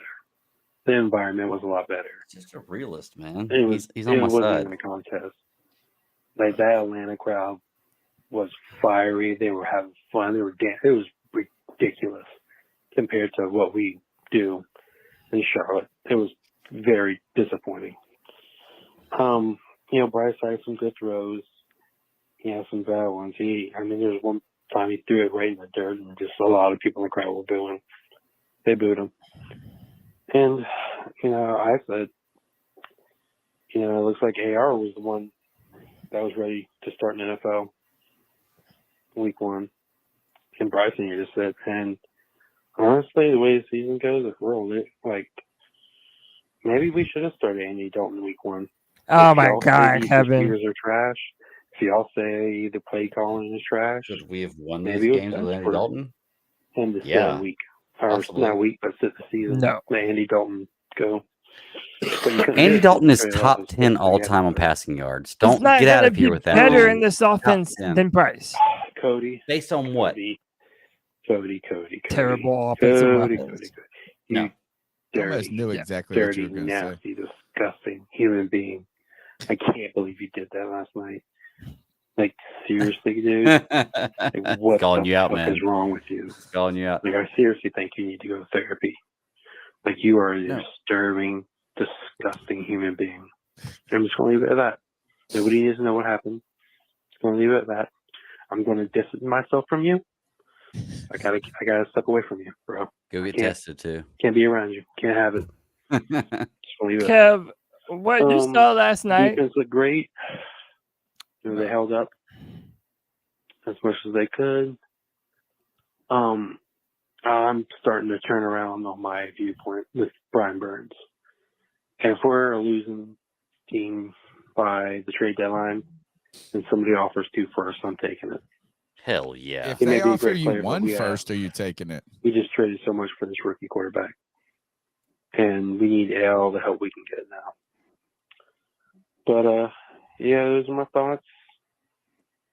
And back-to-back highest scoring champion in fantasy, by the way. So, all y'all can either do espresso. Out. My question to you guys, if they offer you one first, are you taking it? Hell yes. I'm I trading think- back in the 2024 first round if I can next year. Look, man, Cody, you can say all you want to about Andy Dalton, okay? But here's the bottom line. Andy Dalton is top 10 all time in passing yards. Bryce Young I hasn't don't proven wanna hear shit. that crap. Oh, Okay. no. No, So we're not if doing you want that, to Greg. argue, well, Bryce should do better, you have 2 games of shitty play. 2 games of shitty play versus a career of top 10 all time. I have If you Say what you wanna believe say, man. Andy Whatever, I don't Dalton care. is better in this offense, I have some In this property. offense right now, I yes, have he is. some I property guarantee you on he the is. other side of Mars. Then why I did they would put him like in to the 4th tell down you, play? bro. Then why did they put him in the and how quarterback that's sneak? gonna help- If he's how not that's better, how why did is you that put him gonna in? help you It's a figure That's a bad out- argument, Greg. No, it's not a It's bad a argument. How late is that night gonna Dalton help has you figure out- proven Greg, stats. that's a horrible argument. Why do they put Taysom Hill in his situations? We Because talked about Taysom this Hill on is Sunday. meant to be that player. That's what they have Taysom Hill for. No, is to here's be the that thing. guy. It means that they Their value car Andy is Dalton less than they 6'5". value Bryce Young. No, it doesn't. It means they They based would on put what? Andy Dalton in that's there your- for that's the your opinion. injuries, and That's your instead opinion. No, No, he's right.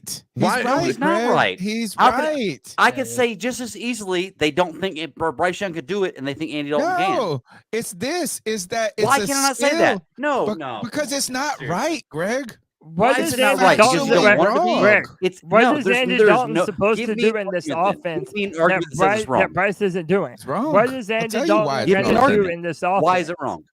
I'll Why explain is it it to you. wrong? It's very simple. Why? It's very simple. Is that a QB sneak is something that does not take an exceptional physical skill set to accomplish.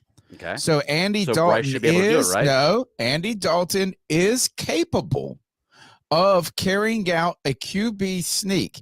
In fact, not? his body size may even lend towards it a hair more. One play, one type of play. Now, making my here's the argument. thing. No, I'm not. Here's the thing is that if you have a guy over here that can pull that play off, and that could potentially say that, all right, this is the example. The analogy is if you got, and CK won't get this one because he doesn't like shoes. if you have a really nice pair of shoes, when it rains outside, you don't wear them ever, because the rain is a potential way to destroy the sneaker. But if you have another pair of shoes that don't have a hole in the bottom, that matches your outfit, that is older, you wear those on a rainy day.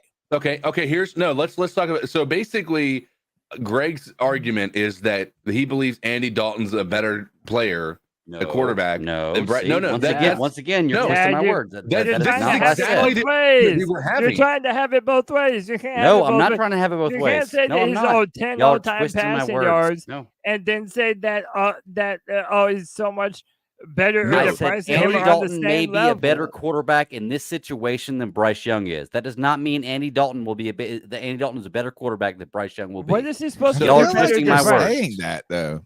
But what is he supposed to do better than Bryce?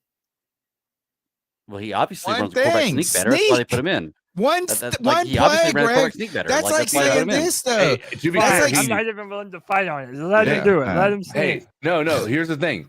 There is one thing that Andy Dalton probably does better than Bryce Young. He passes the ball a lot better. Oh, do his hair. Show it. No. Slide.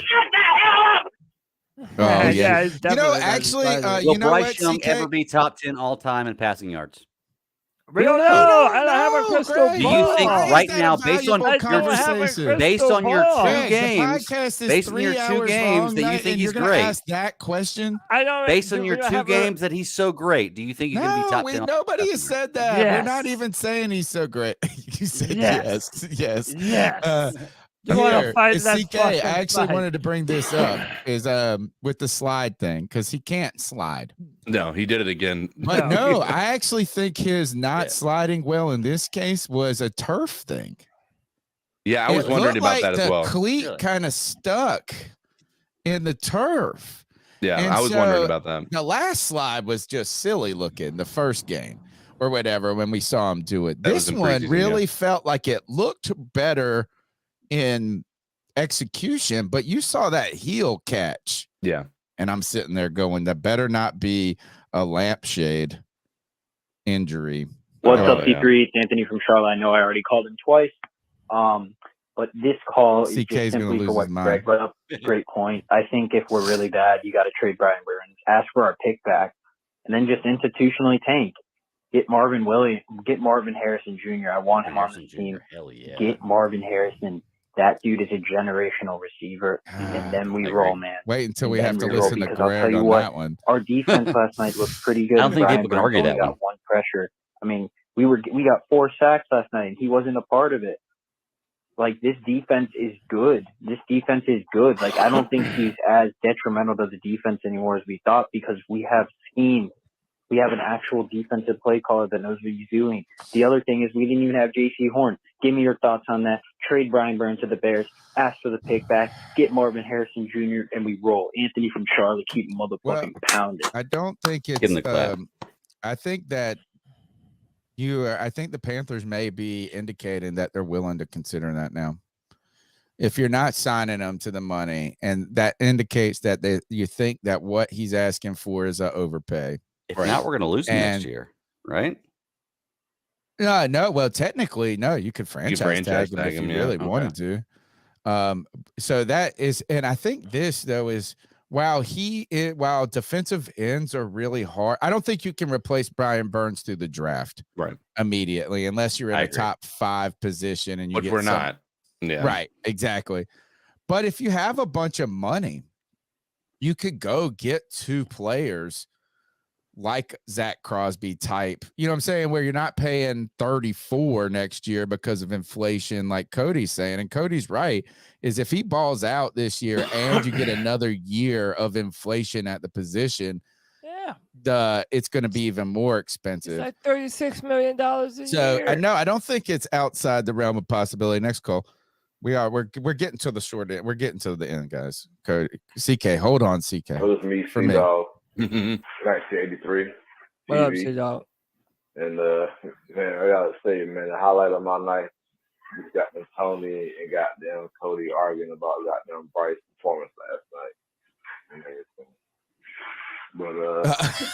But man, I think the man too little. You know what I'm saying? Like I said again, from last week, and then I'm tired of hearing all these motherfucking excuses for this motherfucker. He's supposed to be goddamn all this shit. You know, he's so fucking accurate. He's supposed to be Brady-esque. Goddamn Peyton Manning-esque. Drew Brees-esque. So smart and shit. He really is. Then even Peyton last Manning. night, you watching the game, he making all them goddamn kills, making all them audibles, but he ain't doing shit with it. You know, like, man, I'm just tired of the fucking excuses, man. Cam Newton came in, he forgot that 400 fucking yards, 2 games in the goddamn row. Steve Smith. Goddamn with an old ass Steve Smith. You can't say old ass Now, Steve you Smith. called me out earlier for picking out the littlest details of every argument. That's exactly what y'all are doing right here. Exactly what y'all are doing. Man. Goddamn Mingo. Yes, Goddamn got exactly Butterfingers. Steve Smith. Jordan Gross. Be wide open. Exactly what y'all are doing right here. Bryce Young can't even give him the ball. You got Nah. to be overthrowing his ass. That's question my goddamn deep ball. We seeing all that bullshit. You know, most people all hype about these goddamn videos. Got them Bryce Young practicing the receivers. Everybody looking good and all that bullshit. What they doing right now? Ain't doing shit. Ain't doing one goddamn deep ball for completion in the goddamn season. These first 2 fucking games.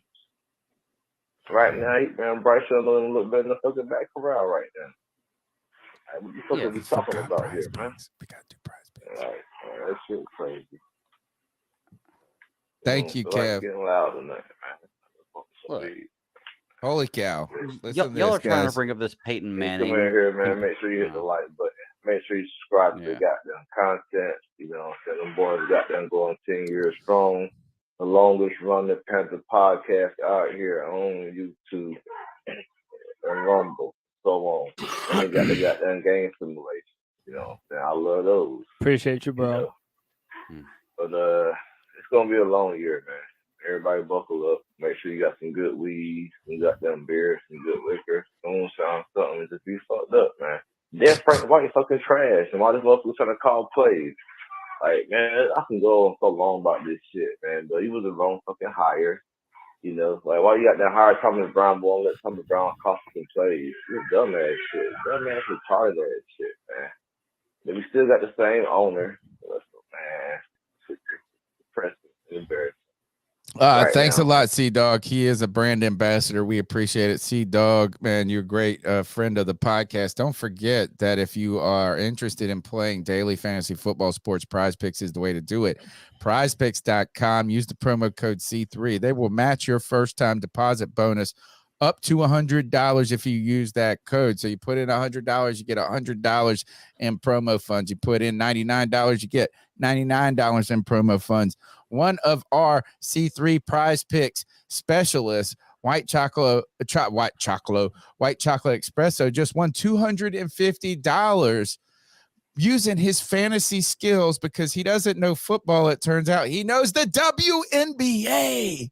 $250. You know what? One of the last entries I put in was also in the WNBA. How about this? Some things that G-Baby, Tony Dunn, and Kev got in common is that we win PrizePicks on WNBA picks. Maybe we should look at those, but instead we're going to look at these NFL picks super quick. I did not, just to show you how it works. You got to pick multiple players for multiple teams, and you can win up to 5 times or more of your money. This past week, I did not do so hot, guys. I got Jamal Williams. You know what? They're friendly. This, though, is that if a player gets hurt early, they will reboot your pick right here. Jamal Williams, I wanted to get for, and I don't know why I made this pick. I was hoping 1 catch, 9.5 yards. Terrace Marshall. My friend Chandler sent me a text during this podcast again. He said, is Terrace Marshall Jr. a bust? The answer is yes at this point. Yeah. Yeah, I mean, and really, he might be a bust not because of his own fault, but because of the coaching staff that refuses to allow him to prosper in some ways. Who knows? But the last coaching staff was not friendly to him. Steve Wilkes, this is one player that would have loved having Steve Wilkes as the coach. He didn't get in there at all in this game. So look, I had a couple of losers this week. Adam Thielen, I was right on target. Nothing there. Look, Miles Sanders couldn't get 50 yards rushing. I got the Olave. Usually my go-to entry is less than on Baker and Justin. I feel like a less than on Baker is a safe pick. So I had a tough week. I haven't got one. And this one was unfair. Thank you. They refunded that. That's a winner right there. Travis Hunter. And we are Buffalo. If you're not into the Colorado Buffaloes, excuse me, I said we are Buffaloes, not Buffalo. You ain't living, man. That mug, you want to talk about excitement. Boulder, Colorado they're like, we love black people now. That's what, no, I mean, true is I just watched a 60 Minutes interview with Dion, and they were talking about he went from a place in Jackson, Mississippi, where like 70% of the population is black, where he went to Boulder, 2%. Colorado, which one. Yeah. It's like 1 or 2. Yeah, it's like 1 to 2%. Yeah. Dude, I love Dion, man. I think he's the fucking man. He is brutally honest to where it hurts hearing it sometimes. Yeah. But I like the bravado, man. I wish I had a coach that would cuss. I feel like the Panthers need that a little bit. Like, we need someone with some edge, man. Enough of the Boy Scout leaders, Well, bro. I think he also is I don't even think it's that. I think he is just brutally honest. He walked in there and he told those kids, go watch the 60 Minutes interview with him. It's fantastic. He walked in and told those kids, he said, we're not going to be on this team. The kids that were already there. And he was right. And he said this, if that's what's going to keep you, if that's going to hurt your feelings and make you not up for the challenge, you weren't muscled enough for us anyway. He has a tough love, but it works. I already got my eye on this. I like Tua more than against Denver. I like Gino. I don't know. Right there. This is what we're doing though, is we're going right away. And we're looking for Tyler Lockett.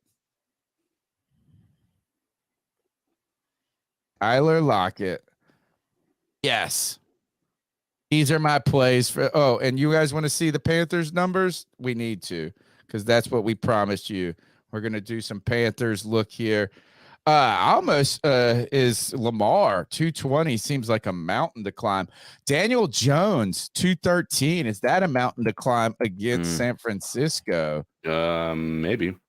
The only number they have right now for the Panthers is Pinheiro. Yeah, Pinheiros are only only. That's not a good. Make that's 2 not field a good goals. thing. That's hilarious. A lot of faith. Gosh, I like the 49ers on everything. Dude, I'm telling you, look at Kirk Cousins. Go back to the passing. Look at Kirk Cousins. I like that number.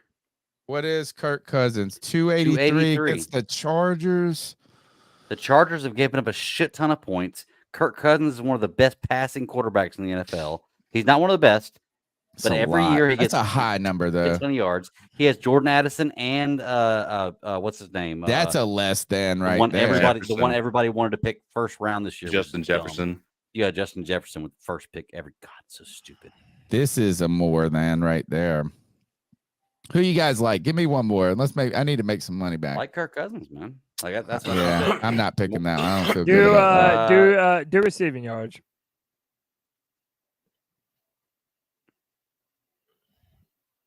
Debo, Giants, Christian McCaffrey, 30.5. Hey, hey, tell me if Jalen Hyatt's up there, because that dude is proven to be. Tyreek Hill can get that in one play. Christian. What's that player from the wide receiver from the Rams? The new guy. He's got to have a low day. This one's scary right here. Didn't Devontae go leave with a concussion? He might not even play. Remember, hit the little white lines. It shows you what their recent numbers are. Yeah, well, who you want? Let me see. What about DJ? 55? DJ's no. Ooh. That's pretty good. They're going to have to be past it. I like get that in one pass. I like this. This. That's where we're going. Look, we're going to go. That's a whole lot of Moors, though. I feel like whenever you have so many Moors, it's like, hey. We're going for it. I need it. It's PrizePicks. Use the promo code C3. That's what you got to do. You can find the link in the show notes and the show description. Gets you a 100% deposit match on your first time up to $100. I can't tell you how fun it is to play PrizePicks, particularly when you're winning. And boy, you can win, folks. You can win. Look at this. There is ability to win. I just didn't do it this past 2 weeks. So anyway, PrizePicks, we're making a comeback. Here we go. We've got just a couple more calls in the hole, and we are out of here. We'll fly through the rest of the show. This 2083 TV, but that's my second call. But what I'm saying is, this is the first time in a long time, man, since I've been a Panther fan where I don't see us being good. Like, even right now, after the Matt Rule shit, I was like, man, it's probably going to be better. But then we went out here and got Frank Reich, who I thought was the wrong hire, you know. Should have kept Steve Wilkes for at least for goddamn 2 years. So at least 1 year, give him a full season. You know, but man, I just, like, right now, this is depressing, man. Going this long and being this trash, man. You know. I haven't never seen it be like this in a long time, you know. Just fucking, you know, mediocre as fuck, man. Like, dumbass fucking owner, man. His dumbass wife. What you got there doing? All right, C-Dog. Then, like, what did Frank White do with the coach that made goddamn Pepper even hire this guy? Like, what did he do? You know, he only had Andrew Luck for 1 year. I mean, was this nigga so goddamn sorry? Andrew Luck said, man, fuck this shit. I got them tired. Did anybody think about it like that?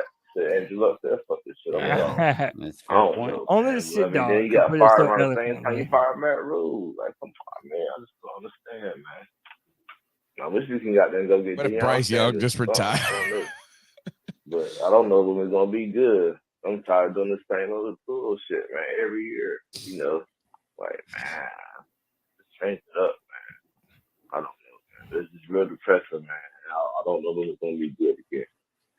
You know, I had no faith in Frank Reich. I had no faith in David Tepper. I ain't gonna hold y'all up, but everybody have a great night. Whenever you come in here, hit the like button and make sure you subscribe to that content. This is Longwood from the Panthers Podcast out there, the C3 Podcast. They live every Tuesday, every Friday. You got the free fall on Friday. You got the game simulation on goddamn Saturday. C-Dog, thanks for E3 TV. Y'all. Wonderful. Appreciate Great friend of you, the brother. show. Great friend of the show. Next call. Love C-Dog. Hey, this is Daryl Hardy from What's up, Raleigh, Daryl? North Carolina.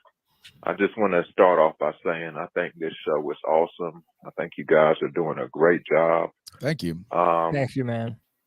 My kind of take on the first two games, offensively speaking, is I feel like we have a below average offensive line. And I truly believe we've had offensive line issues, especially in the pass blocking area over the last 5 seasons, to be honest with you. I feel like no matter what quarterbacks we've had back there, whether it be Teddy Bridgewater, Baker Mayfield, Sam Darnold, Cam Newton coming back again, back to Sam Darnold, now with Bryce Young, I feel like every quarterback has not had adequate time to throw the ball. And there always seems to be a glaring difference when we play opposing teams with how much times, you know, their quarterbacks have for the most part versus what we have. I really think if Bryce Young is going to have any chance of being successful, we have to invest a lot of time, money, and effort in really building up this offensive line to be above average. He needs time. And I'm just curious what your guys' thoughts are on that.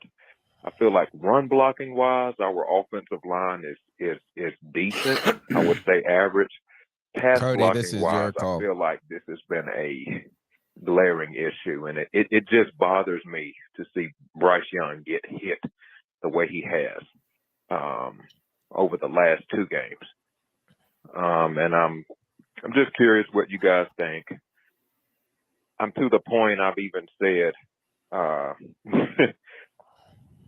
that the Carolina Panthers need to strongly consider over the next couple of years with their early draft picks in the first and second round, at least between one of those two selecting offensive linemen over the next couple of years.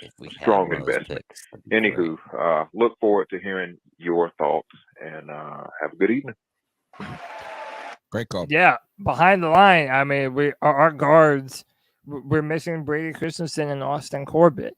And yeah, they did okay in pass protection, but then there were times when Bryce was getting beat up on. The rookie Brian Brissett out of Clemson for the Saints got home fairly easy, and he was in on one of the sacks, and I believe it was a fumble as well. So, yeah, I mean, with Bryce, your bread and butter is going to be protecting him and putting weapons around him.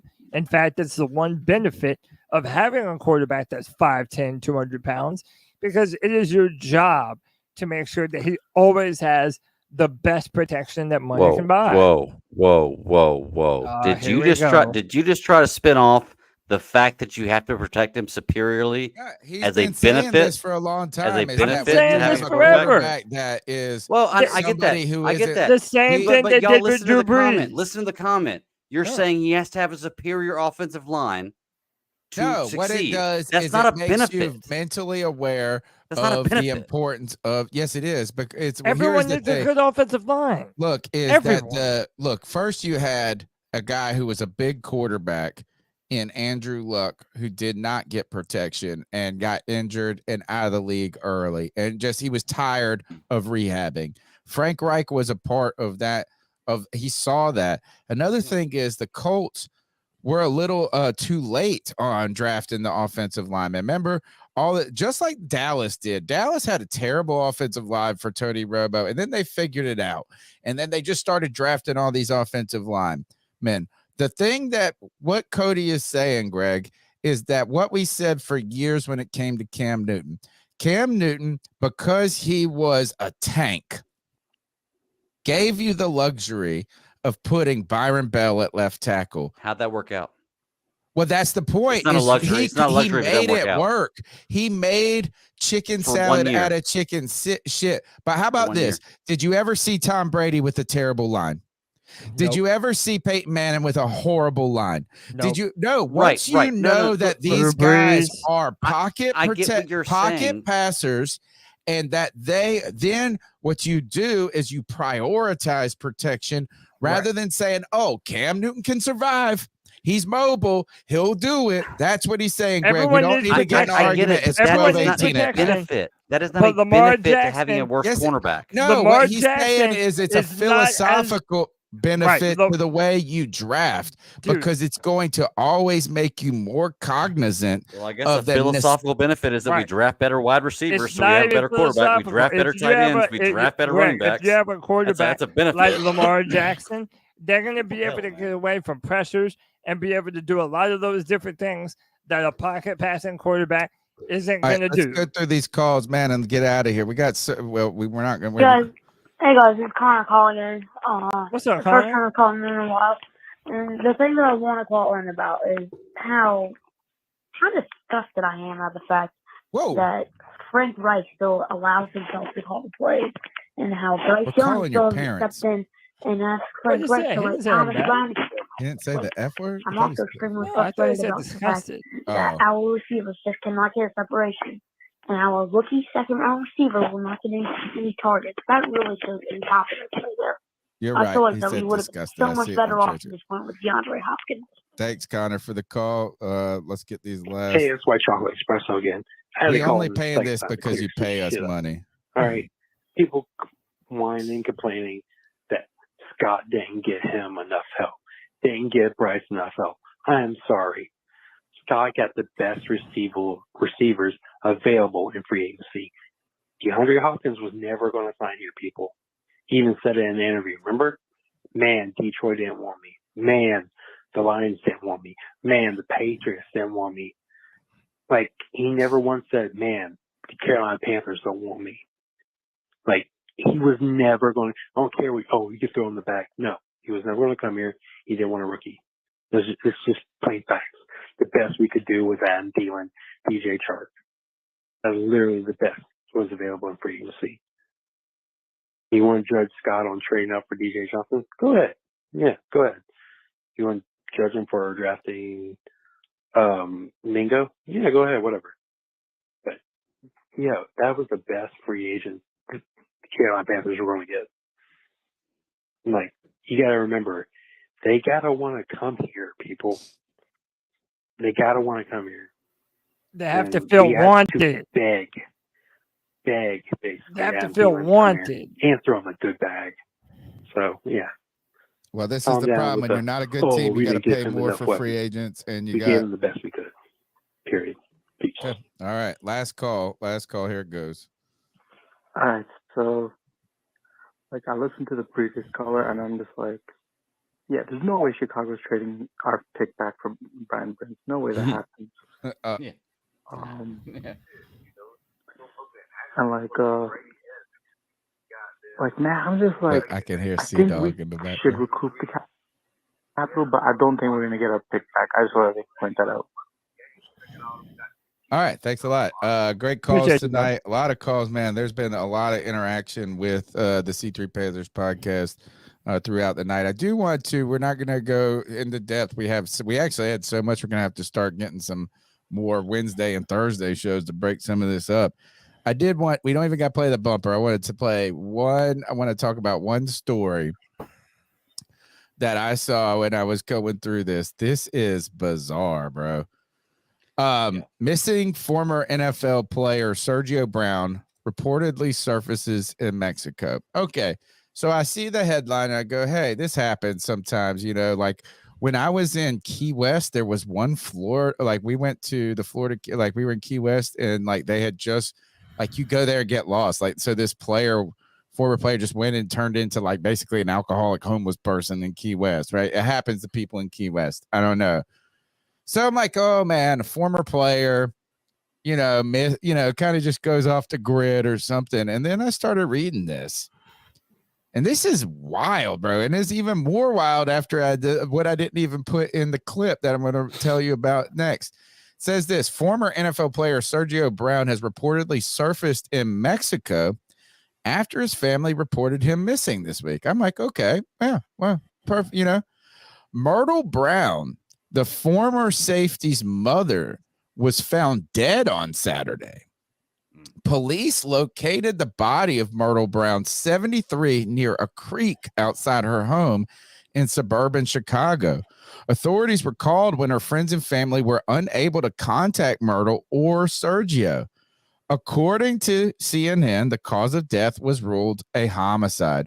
On Monday, a video surfaced on Instagram of Brown tagged with a location in Mexico City before being deleted.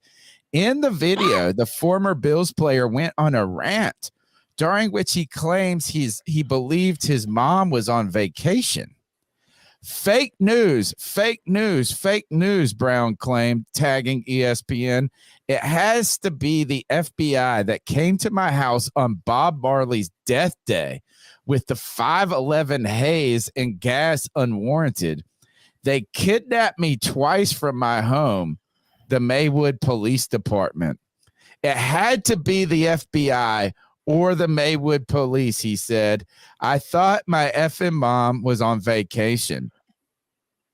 Now, bizarre.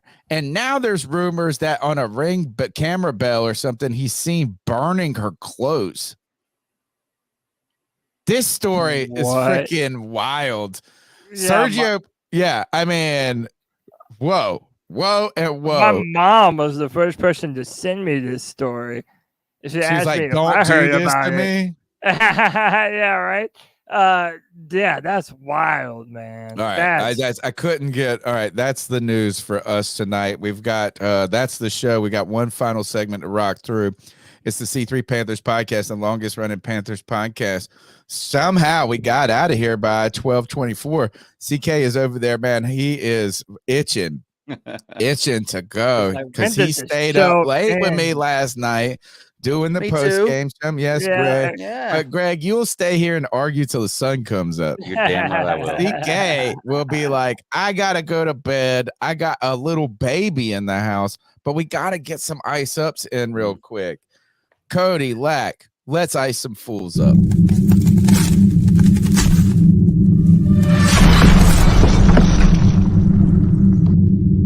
Ice up, son. Ice up. All right. The Ice Up segment is the longest running Panthers podcast segment on the longest running Panthers podcast. 10 years in, also the longest running show. We're 3.5 hours into the show. Guys, this is our time to ice up, toughen up, to get it together. I'm going to roll through mine super quick. All right. And they're not like, I know they're multiple, but CK, don't be scared. It's going to be okay. Number one is this. This, whatever this is, I don't know if this is what kind of dating app or whatever it is. Addie, 33. She loves God. She's a virgin, willing to change for the right person, but also a single mother.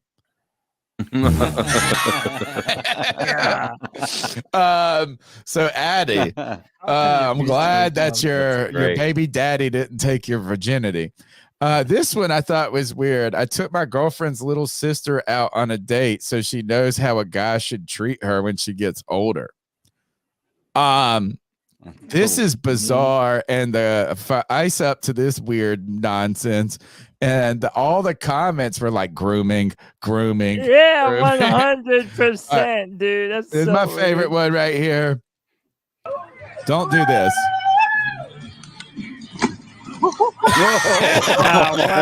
God. All right. Also, did you guys see that Lauren Breitbart went on a date? Lauren, yeah, Boebert, I heard about this and today. fell up. Look, because she's got great fake boobs now. So he's like, hey, I've never touched fake boobs. Look, let me touch this. Then they're like teenagers in a movie theater. Yeah, it's just like feeling each other up. Did you hear Howard Stern was giving her shit for this? Really?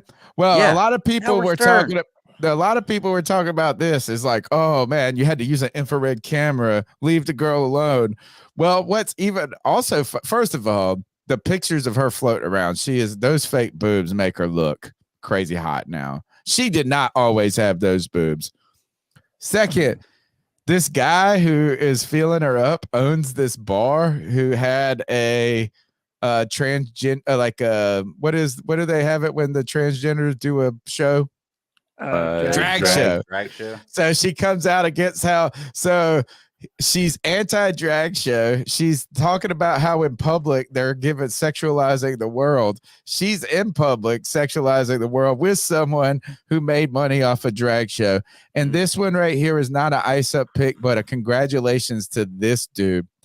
This dude had eight wide receivers. He bet 80 yards more on each one of them. $8 bet. Guess who won it for him?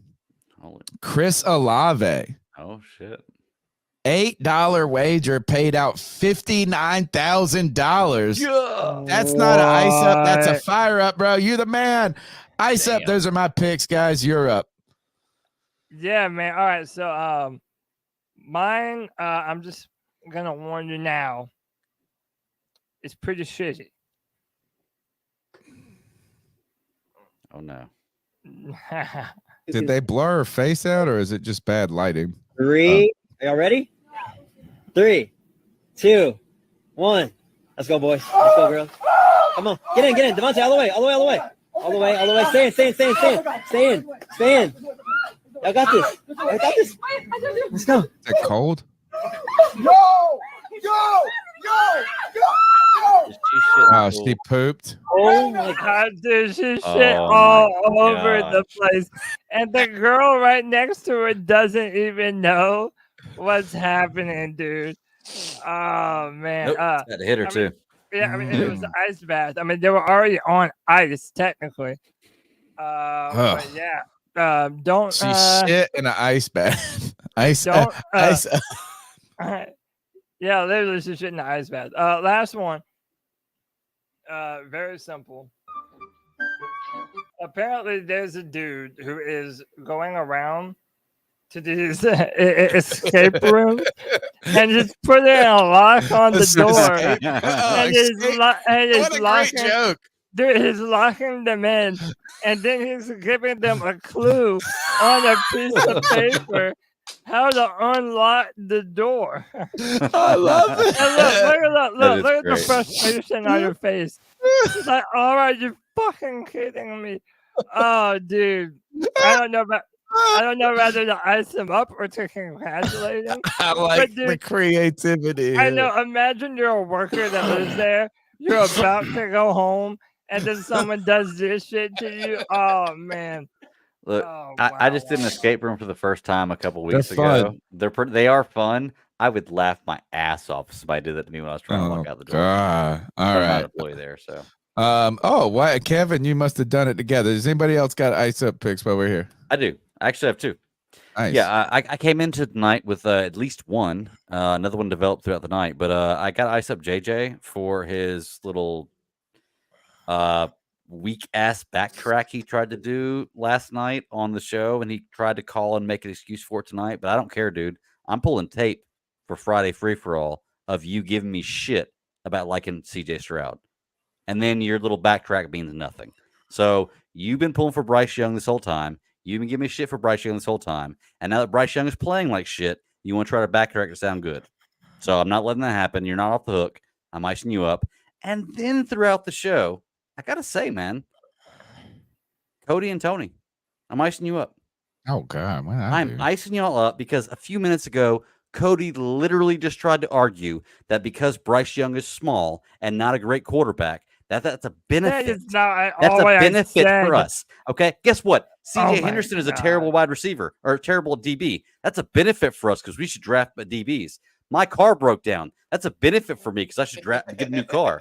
That is the weakest ass excuse I've ever heard. I don't want to hear that shit. Stop defending this man when he hasn't done shit. All right. Bryce Young being bad is not a benefit for Carolina, especially when we don't have a draft pick next year to fix this. It's not a benefit.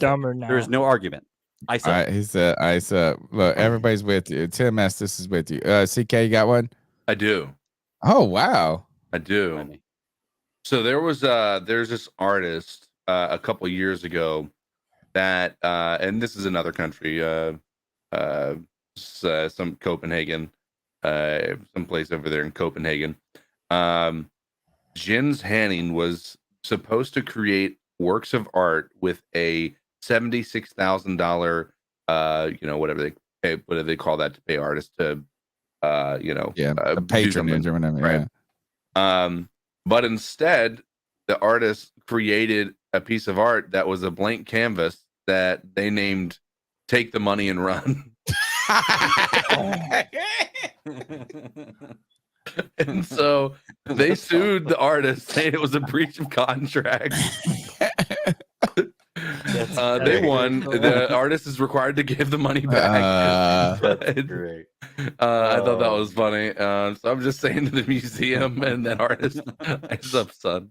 Like you should almost just put one brush stroke and say it was almost worth it. Or all right, that's the C3 Panthers podcast brought to you by CarolinaCatChronicles.com. We're here every Tuesday night into the wee hours of Wednesday morning. We'll be back throughout the week. We've got film rooms coming. We've got the Friday free for all. We've got the news, the beat checks. We got the post game show. A lot of stuff coming. I want to thank every single listener.